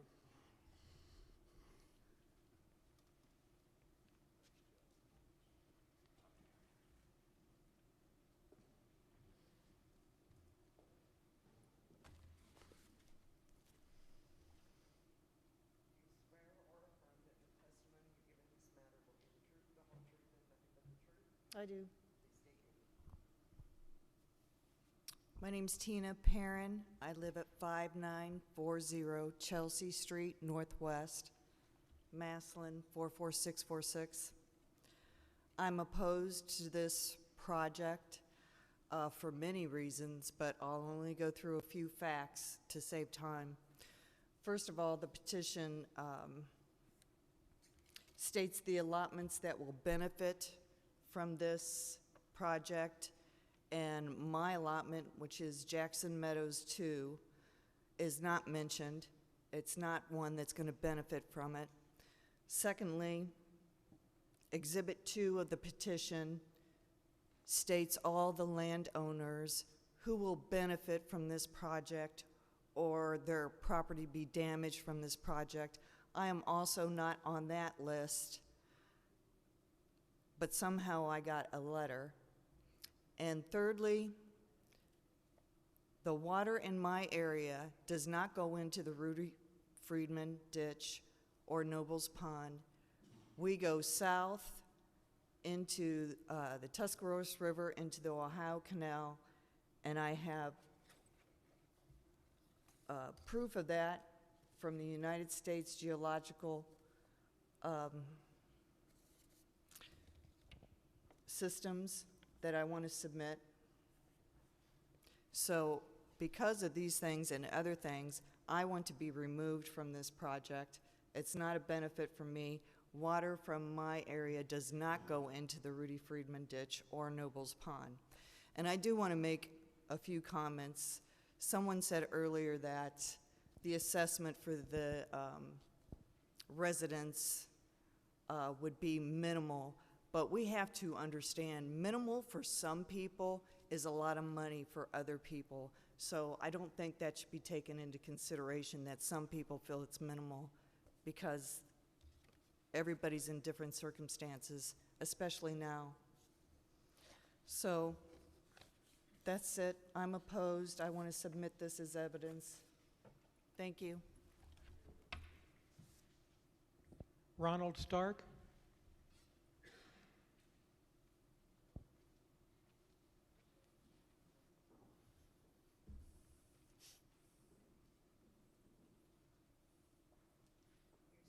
You have to speak up. I can't hear you. Do you swear or affirm that the testimony you give in this matter will be the truth, Yes. the whole truth, and nothing but the truth? Yes, I do. Please state your name. Ronald Stark, 6983 Fulton Road, Canton, Ohio. I don't know where to start. There's a lot that I could say. I live in the old white brick farmhouse just north of Fulton. The creek or ditch, whatever they call it, runs through my property. When I moved in there 45 years ago, that creek was 4 feet wide, 16 feet wide now. What caused that? The relentless building. Jackson Township, in their greed for more tax revenue, the Stark County, in their greed for more tax revenue. Now it's flooding. Now, it doesn't affect me, but it affects the people at Nobles Pond. But they built there. It would be just like somebody building on the Ohio River, and then it floods every spring. So they're going to go to Pittsburgh and say, you got to pay to fix my property. It's part of the watershed, clear to Pittsburgh, clear even further.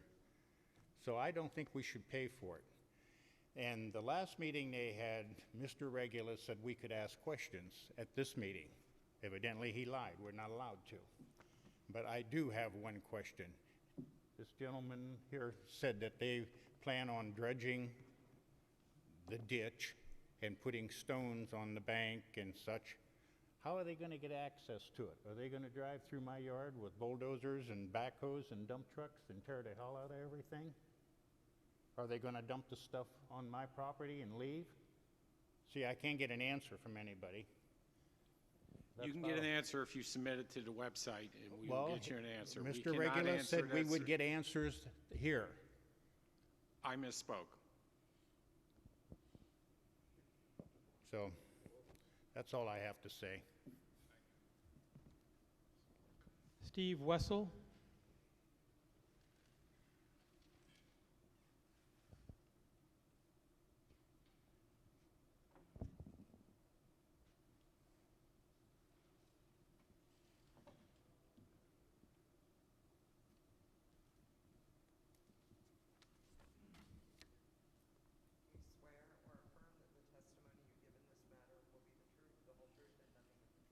I do. Steve Wessel, 7239 Ashmore Avenue, Northwest, North Canton, Ohio, 44720.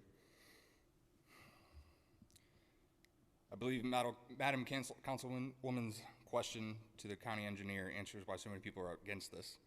I too am against this. I am 3.5 miles northwest of Nobles Pond. I live in an HOA that was required at its inception to install a storm management pond. Our system has never exceeded its capacity due to over-engineering. Our retention leads to 2 other ponds, which are also over-engineered and contain the stone that helps catch the sediment. And from there, it then proceeds to Tuscaroras. My HOA fees pay for the maintenance of my pond, and as should Noble's Pond. I do sympathize for Noble's Pond, but I also take into consideration that I had to spend over $6,000 to mitigate my own property water issues caused by others' water. That was a perk of being a homeowner and property owner. Because of this, I demand to be removed from this project and all further considerations. Thank you.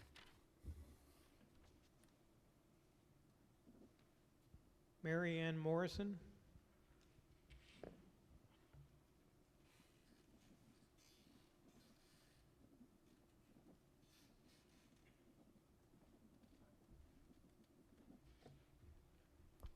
Hello.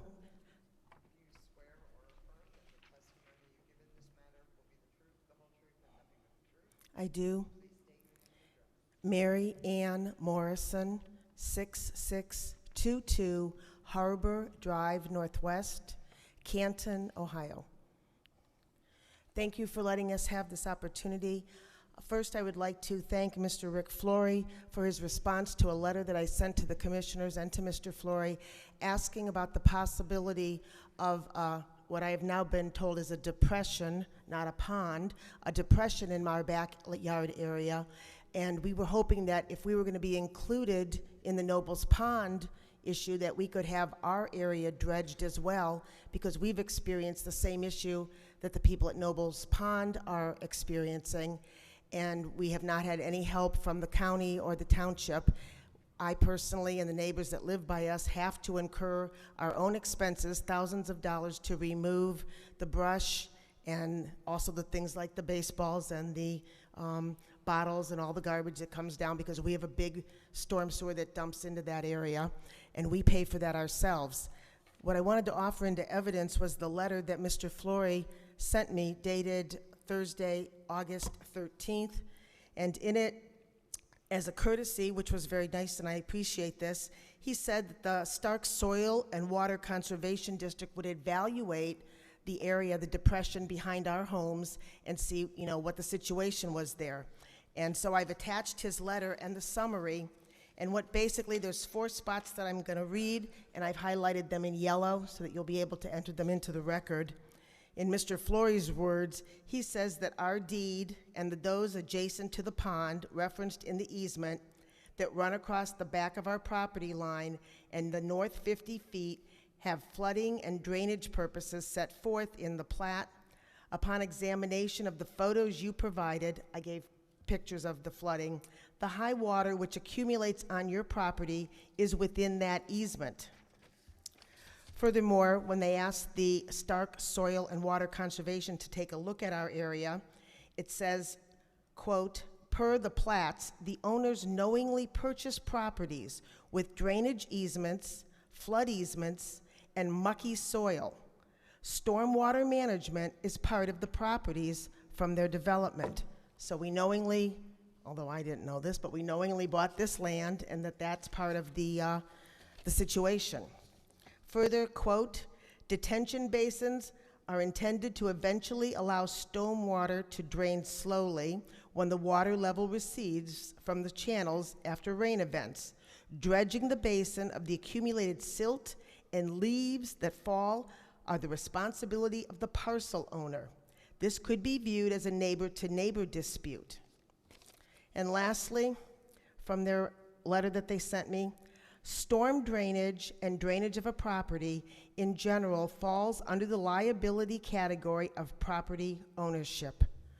And so if this was the situation for the people that live on Harbor and Salerno, that we are responsible, and I understand that and I accept responsibility for that, I will continue to pay to have our debris and our dredging and everything that we do, we will continue to do that, then I don't feel that we should be responsible for the people that live in that neighborhood in Greenbrier. We should be responsible for helping the people, which I extremely sympathize, especially with the Jerkoviches. I know them. I had no idea that's whose home was mostly affected.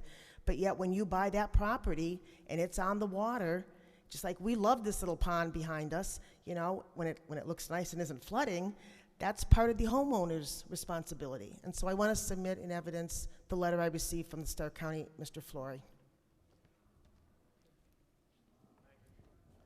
Patricia Rubin.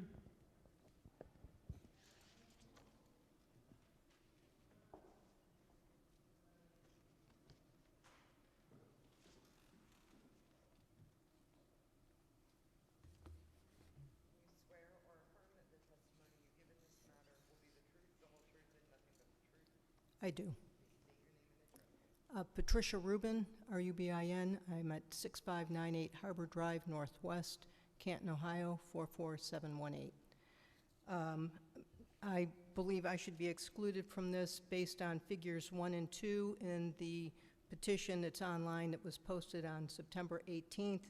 My property falls outside of the Nobles Pond watershed subdivision, so I don't understand why I would be included or have any tax liability assessment or anything like that, and I would appreciate, I guess, a revised listing of the property owners that would be involved, or a letter stating that I'm not included in this based on this map that is on your website. Thank you. Mike McGurk.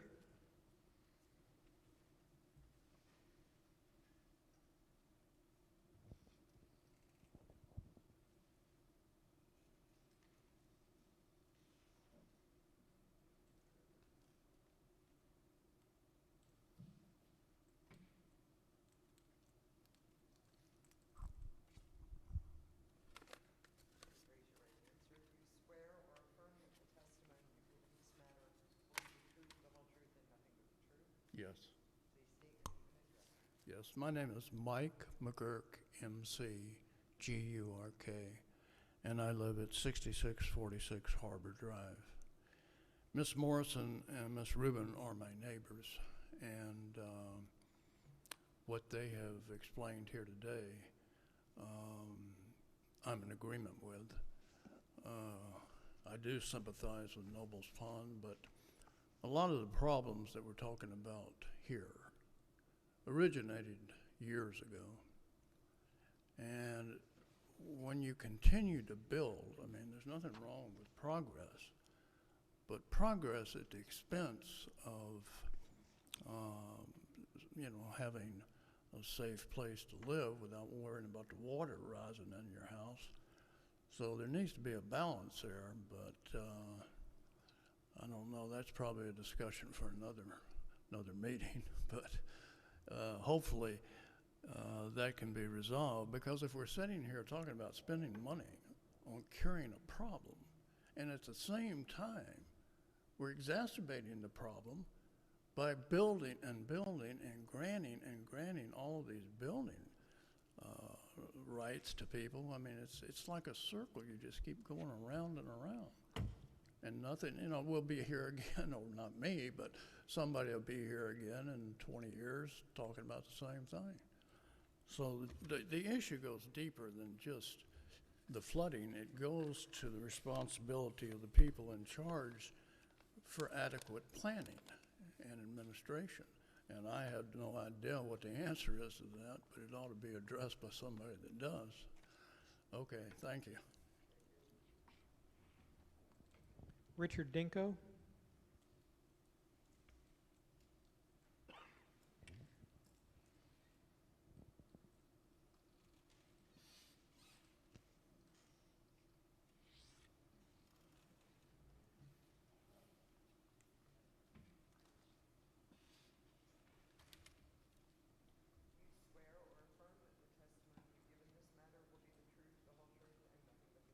I do. My name is Richard Dinko. I reside at 5584 Foxborough Avenue Northwest. First of all, I'm speaking against the petition, by the way. I'd like to thank the Stark County Commissioners for their diligence in addressing this ditch petition and allowing us to participate in the process. Your professionalism and patience in helping us navigate the process is appreciated. I've lived at my residence for over 30 years. Approximately 25 years ago, we had a large drain pipe upgrade down the side of our property to adequately drain the Foxborough Plaza, and that feeds into the Rudy Friedman ditch. And the parcels in our neighborhood also run alongside the ditch. From what I understand, the property that we're discussing that is seeking this petition and improvements is part of a 284-acre parcel that was owned by the Timkins and sold in 1987 to the Wilmot Development Company. If anybody remembers 30 years ago, that entire corner was a cornfield. So the fact that there is no easement for the ditch south of Fulton is not surprising, because it was nothing more than a farm that had a swale ditch that went to their pond. Whereas the other properties developed north of Fulton then included easements for the ditch that ran between all those plotted allotment lots. So when I read the engineer's report, I'm concerned in a couple matters. One, the 700-foot of ditch improvement south of Fulton, it alludes to the fact that there are no easements for that ditch. That would make sense under the original parcel design. I am concerned that that's commercial property.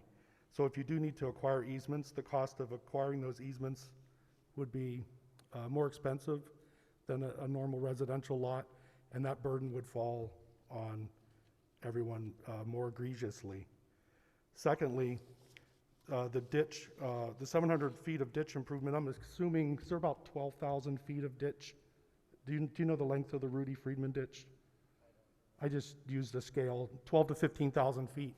So we're talking about 12 to 15,000 feet of ditch, 10 sites in the engineer's report that show evidence of erosion that could be addressed. Those sites were harder to access because they're entangled in private residences and have a lot of growth. But 700 feet that is pretty much in the open on commercial property. I think there was some adjustments to that ditch area when that land was leveled for building purposes. Again, that's a commercial parcel, and I would feel as though those responsibilities of maintaining that ditch, which isn't even technically under an easement, would fall on those commercial properties. The inlet restoration, I am concerned about the petitioner citing a specific vendor. I don't feel as though that's appropriate. The engineer's report is very thorough, but embedded in the engineer's report are private quotes from a company that the petitioner worked with, including the prices and plans, and those were just simply embedded into the proposal that we're hearing today. I think that those private quotes would be more adequately addressed by the Drainage Authority, since it falls within their jurisdiction, and by the Nobles Pond Homeowners Association, who, by taking on the pond in the deeded instrument, it clearly indicates that they're responsible for maintenance and upkeep of the pond. So they acquired, through a deed, a piece of property that included the responsibilities of maintenance, that now they would like to pass that burden on to someone else.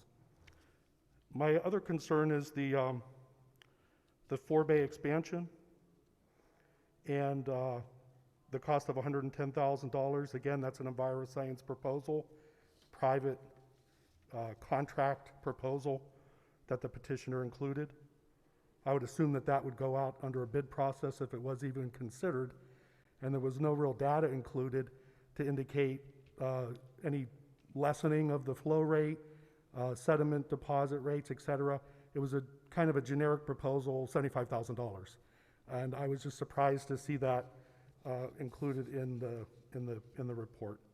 Per the engineer, we're told that there is no effect to the drainage efficiency and capacity of Nobles Pond, despite everything that's in this proposal.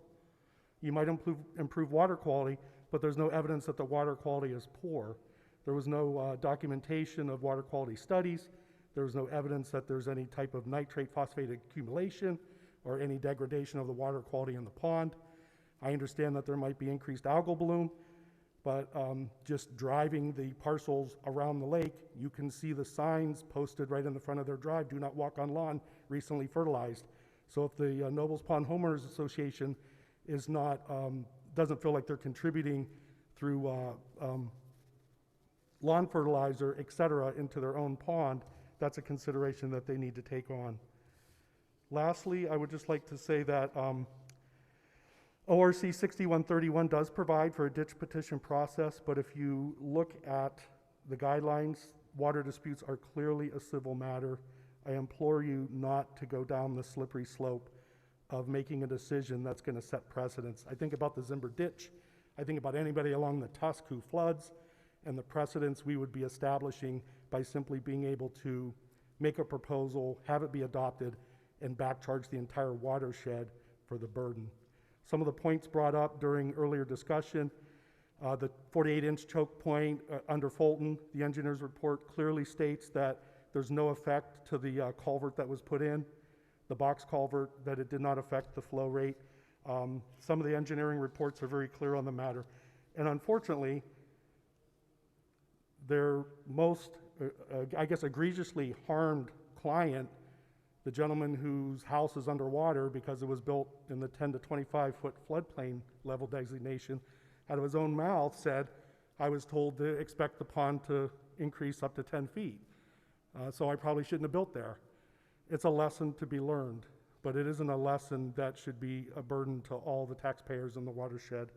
I think in hindsight, if you think about that pond in the original design and sure the load that was put into it, it's like an organism. Yeah, the pond could raise 10 feet. A lot of the berms and banks around the pond, if you look at older aerial photography, the vegetation growth and the design, when they came in and re-landscaped a little bit, they also did some damage to overall overflow areas to the northeast. Just simply raising 1 or 2 feet by putting in a walking trail or a little berm or whatever you choose to do affects all those overflow areas where that water could hold and then drain into the pond and then out the outlet. So I am speaking against the petition. My points are that the improvements should be bared by the drainage authority and the commercial properties. The commercial properties that develop that area have drainage easements already under agreements, and they have a retention pond that's built on the, I guess it would be on the east side of Wales, where there's an extra retention pond there. And there's probably 30 acres still to be developed in that area. And so we're talking about a large amount of real estate.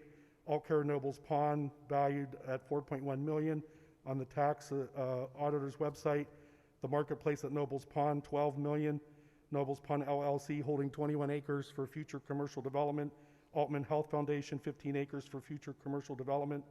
And a drainage authority that they're all involved in to address drainage issues, which they are bringing up.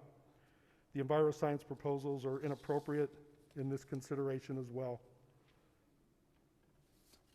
Thank you for your time. Okay, I'm gonna need somebody's help with this one. James Safino?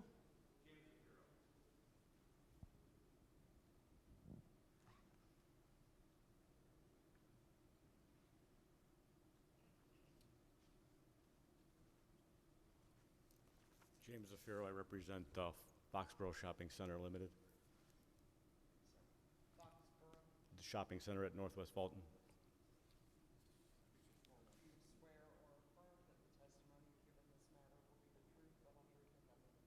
Yes. Unfortunately, the manager of Foxborough, James Zafiro, I'm at 5434 State Road in Parma, but I'm an attorney, I represent the shopping center, Foxborough Fulton Limited ownership. Mr. Paro was here earlier as a representative of the shopping center also. He's the custodian. He did have to leave to attend to some family business. So I just wanted to go on record for Foxborough stating that they are opposed to the petition. The only parcels who benefit from this petition are those of the Owners Association. The evidence has shown that there has been studies done and the development was done. Studies done and the development was done, which was not in conformity with the studies. And now they are expecting the community and everyone upstream to bear the burden of the cost to fix what they did. There has been no evidence that there's going to show any benefit to Foxborough Shopping Center, and little evidence to show there's going to be any benefit to any other properties that are going to be affected, and the only benefit would be to the homeowners. Thank you. Gary Connor?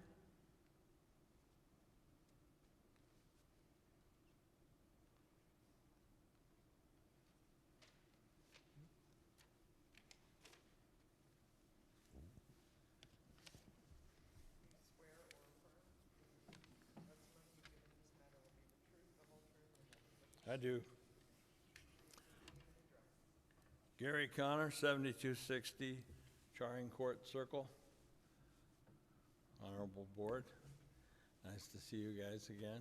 David, Robert, Keith.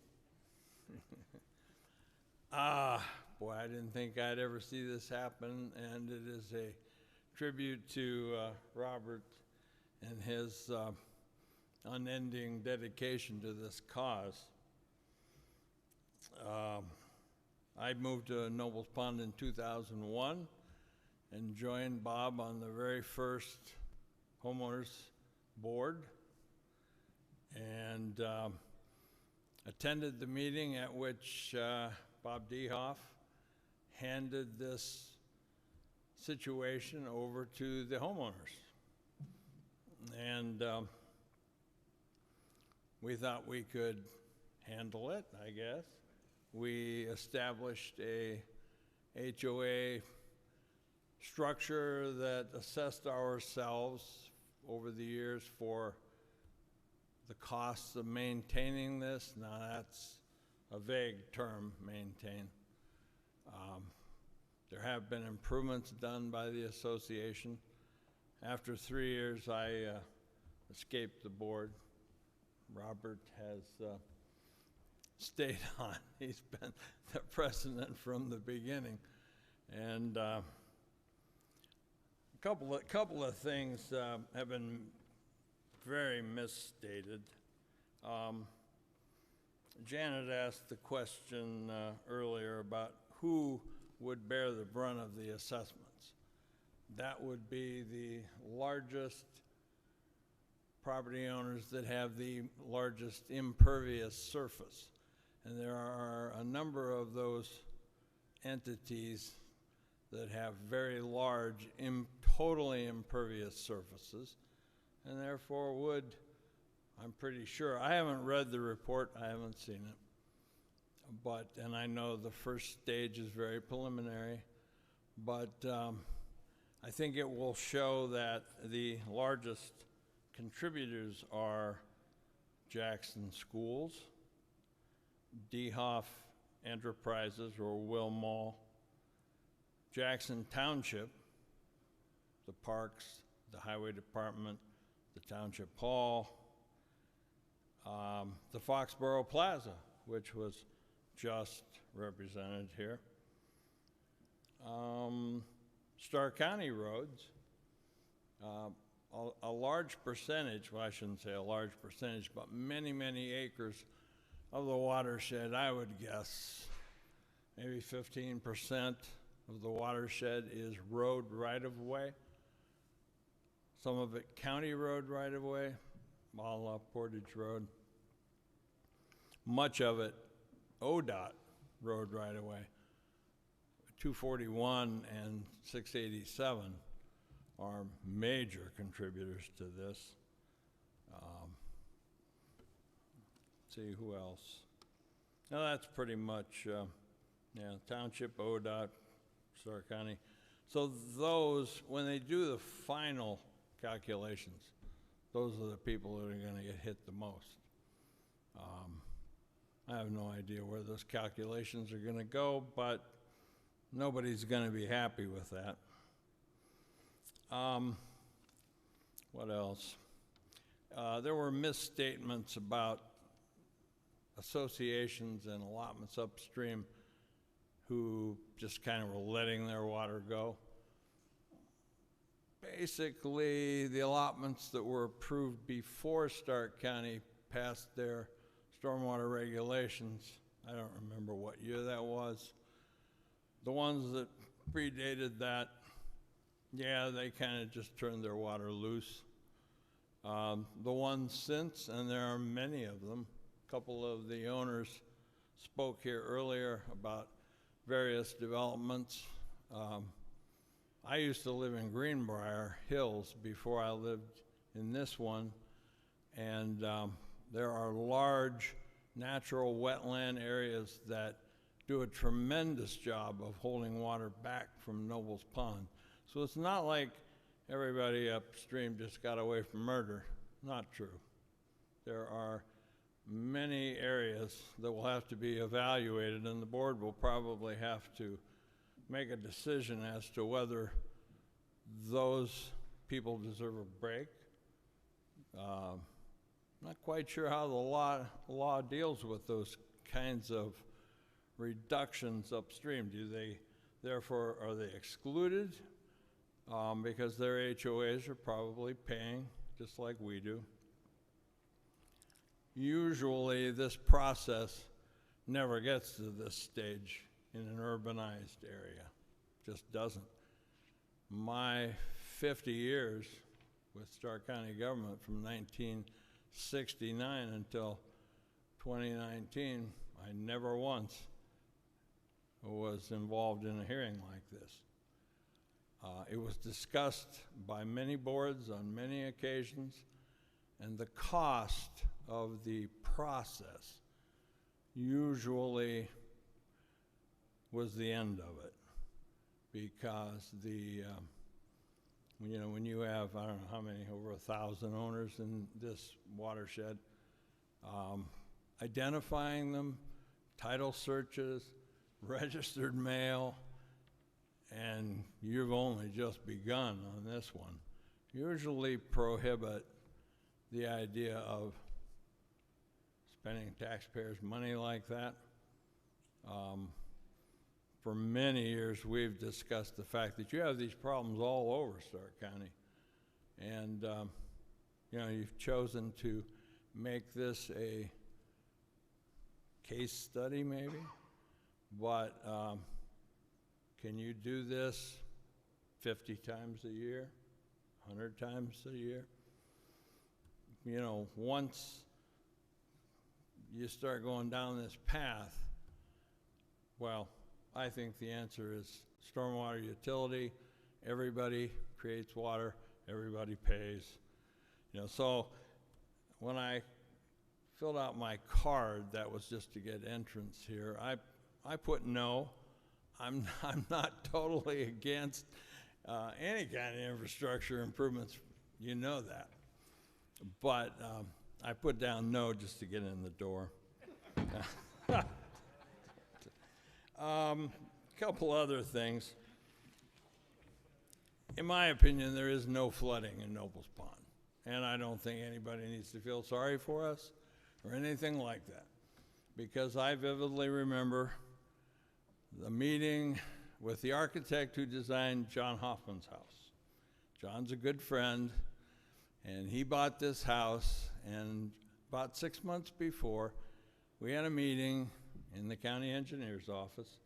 It was called by the fellow that was the county floodplain administrator. His name escapes my mind now.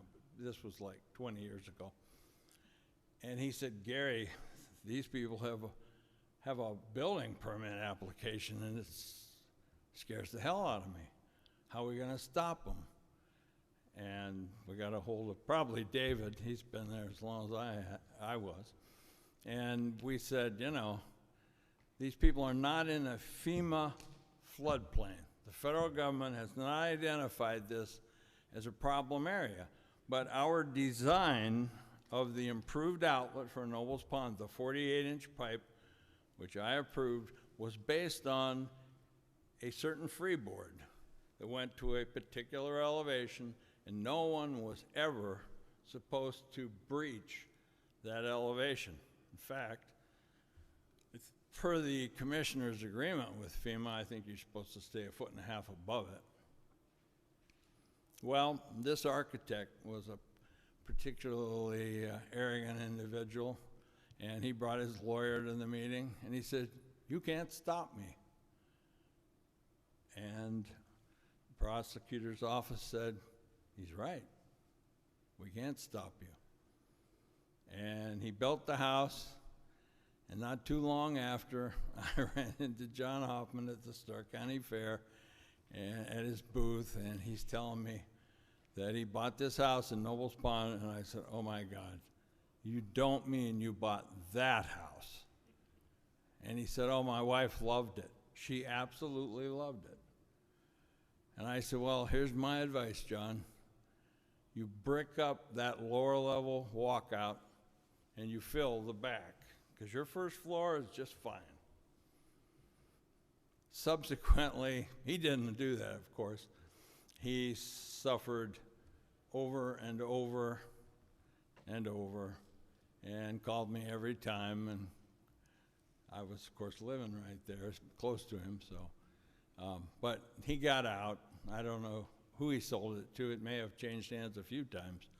And then George subsequently purchased a lot close by and repeated the mistake by building at an elevation where he had a beautiful walkout basement, beautiful home, wonderful situation, except when the big storms come, water went in there. George spent a lot of money, did a lot of positive things to protect his own property, and I guess he's been okay.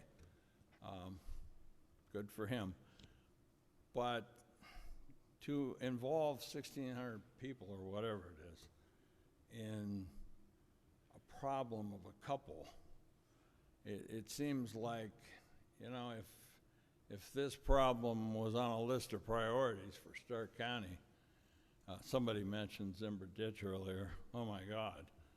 I mean, you know, we've torn down how many houses on Zimber Ditch already? And there are many more that have yet to be removed, because that's what you do when you have a serious problem.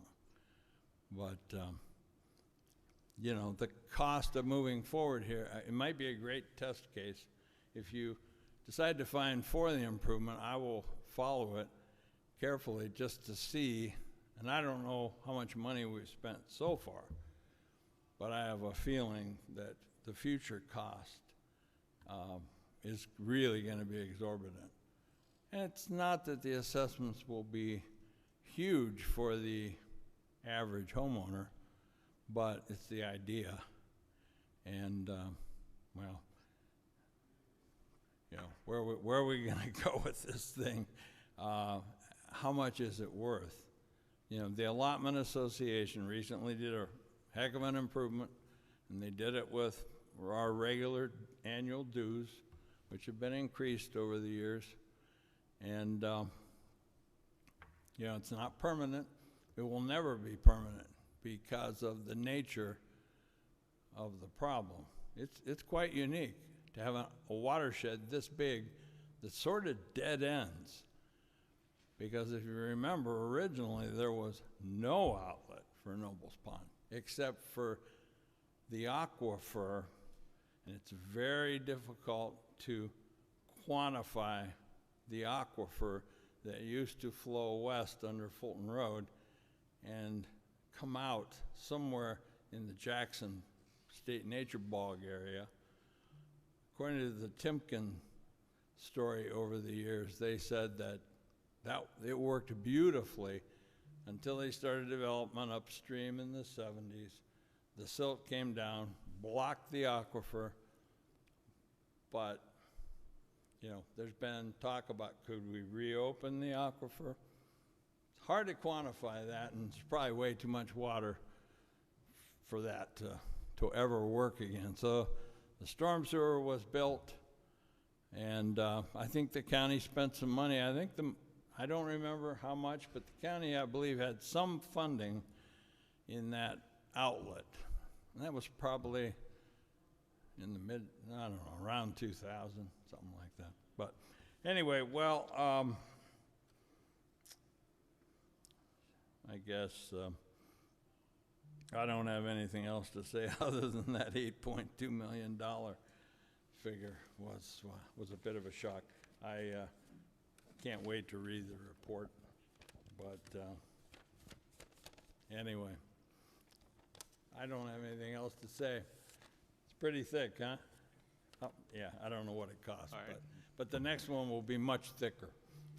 Thanks, Gary. Okay. And thanks for your service to Stark County, too. The last one I have is Anita Reba, and this was one that was actually for the petition.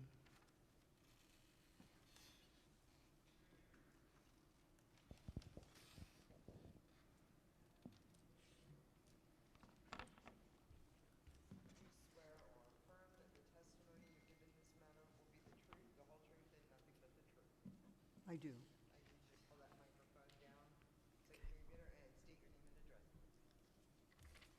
My name is Anita Raba, spelled R-A-B-A-A.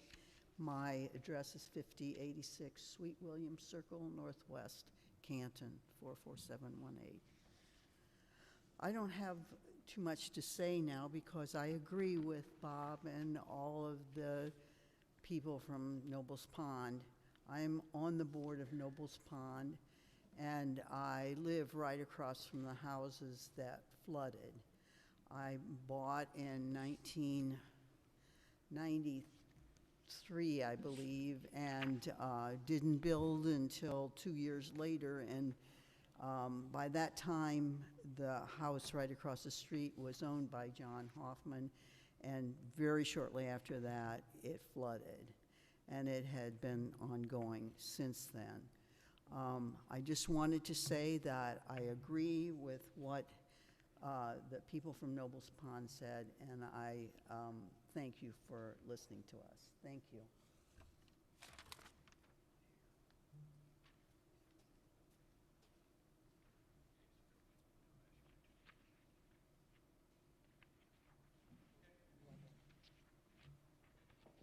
Okay, thanks to everyone that came to testify. I will now entertain a motion to receive the engineer's preliminary report together with the written applications, all the evidence that was submitted, and remonstrance into evidence. So moved. Second. It's been moved and seconded. All those in favor? Aye. Aye. Motion carries. Having heard the evidence in favor or opposed to the drainage improvement, this hearing is now closed. The evidence and testimony received to date, both here and at the viewing, and by written, including emailed application of remonstrance, will constitute the record upon which the Board of Commissioners will render their decision. I will now entertain a motion to stand in recess to deliberate the findings of the issues specified in the revised code and reconvene this hearing at the regular meeting of the Board of County Commissioners to be held by teleconference on September 30th, 2020, at 1:30 p.m. to render its decision by order on its journal. The access phone number to the teleconference of the meeting of the Commissioners can be found on the Commissioners' website, or here it is as follows: 712-770-5389. Access code is 692732#. Second. It's been moved and seconded. All those in favor? Aye. Motion carries. I now will entertain a motion to adjourn the meeting. Second. It's been moved and seconded. All those in favor? Aye. Motion carries. Now that the first hearing is complete, what options does the board have? Based on the engineer's report and all the testimony and evidence presented tonight and at the view, the board will decide whether the overall benefits of the project outweigh the cost of the project or vice versa, and then deny the petition and the process ends, subject to appeal, or vote to preliminary approve the improvement and move the process to the second phase, including the setting of a date for a final hearing. If the board were to decide in favor of the project after this first hearing, there will be a final hearing where the engineer will present a detailed cost estimate and a formal project design with more specific detail and costs, broken down by benefited parcels. This would all be presented at the final hearing. The board will then make the final decision as to whether or not to proceed with the project. This is a final decision, is subject to appeal. Once again, I want to thank everybody for coming. You're probably part of history, because I think in talking to David Reidenstein and Debbie from the prosecutor's office, we think this is the first petition that has been processed, I guess I would say, by the Board of County Commissioners. And as Gary said, we might have more of these to come, but who knows. But thanks for coming, and I want to thank Jackson Schools for letting us here today. Thank you.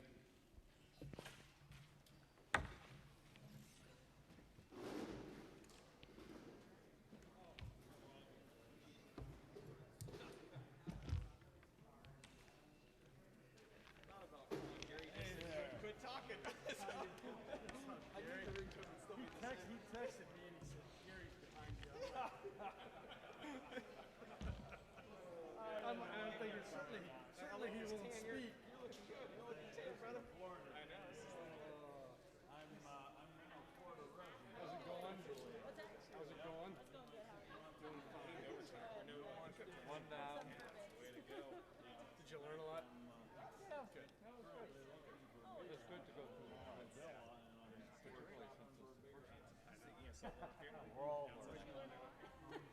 Yeah, maybe one more. That might be it. yeah, then you're gonna say, I wanna move on. Yeah. Another one coming? Okay. Everybody always asks, like, have you talked to Gary? Talked to Gary not since May of last year? I'm not around much. Hey, Bill, how are you? Yeah. Hey, Vince. Remember I borrowed this back in the day? Yes, I'll stay here. What happened? Still gonna have it back to you. Which one? All I do is, well, until this corona thing messed up my. Oh, yeah, got it. Yeah. Sucks to be you. Paris, Switzerland.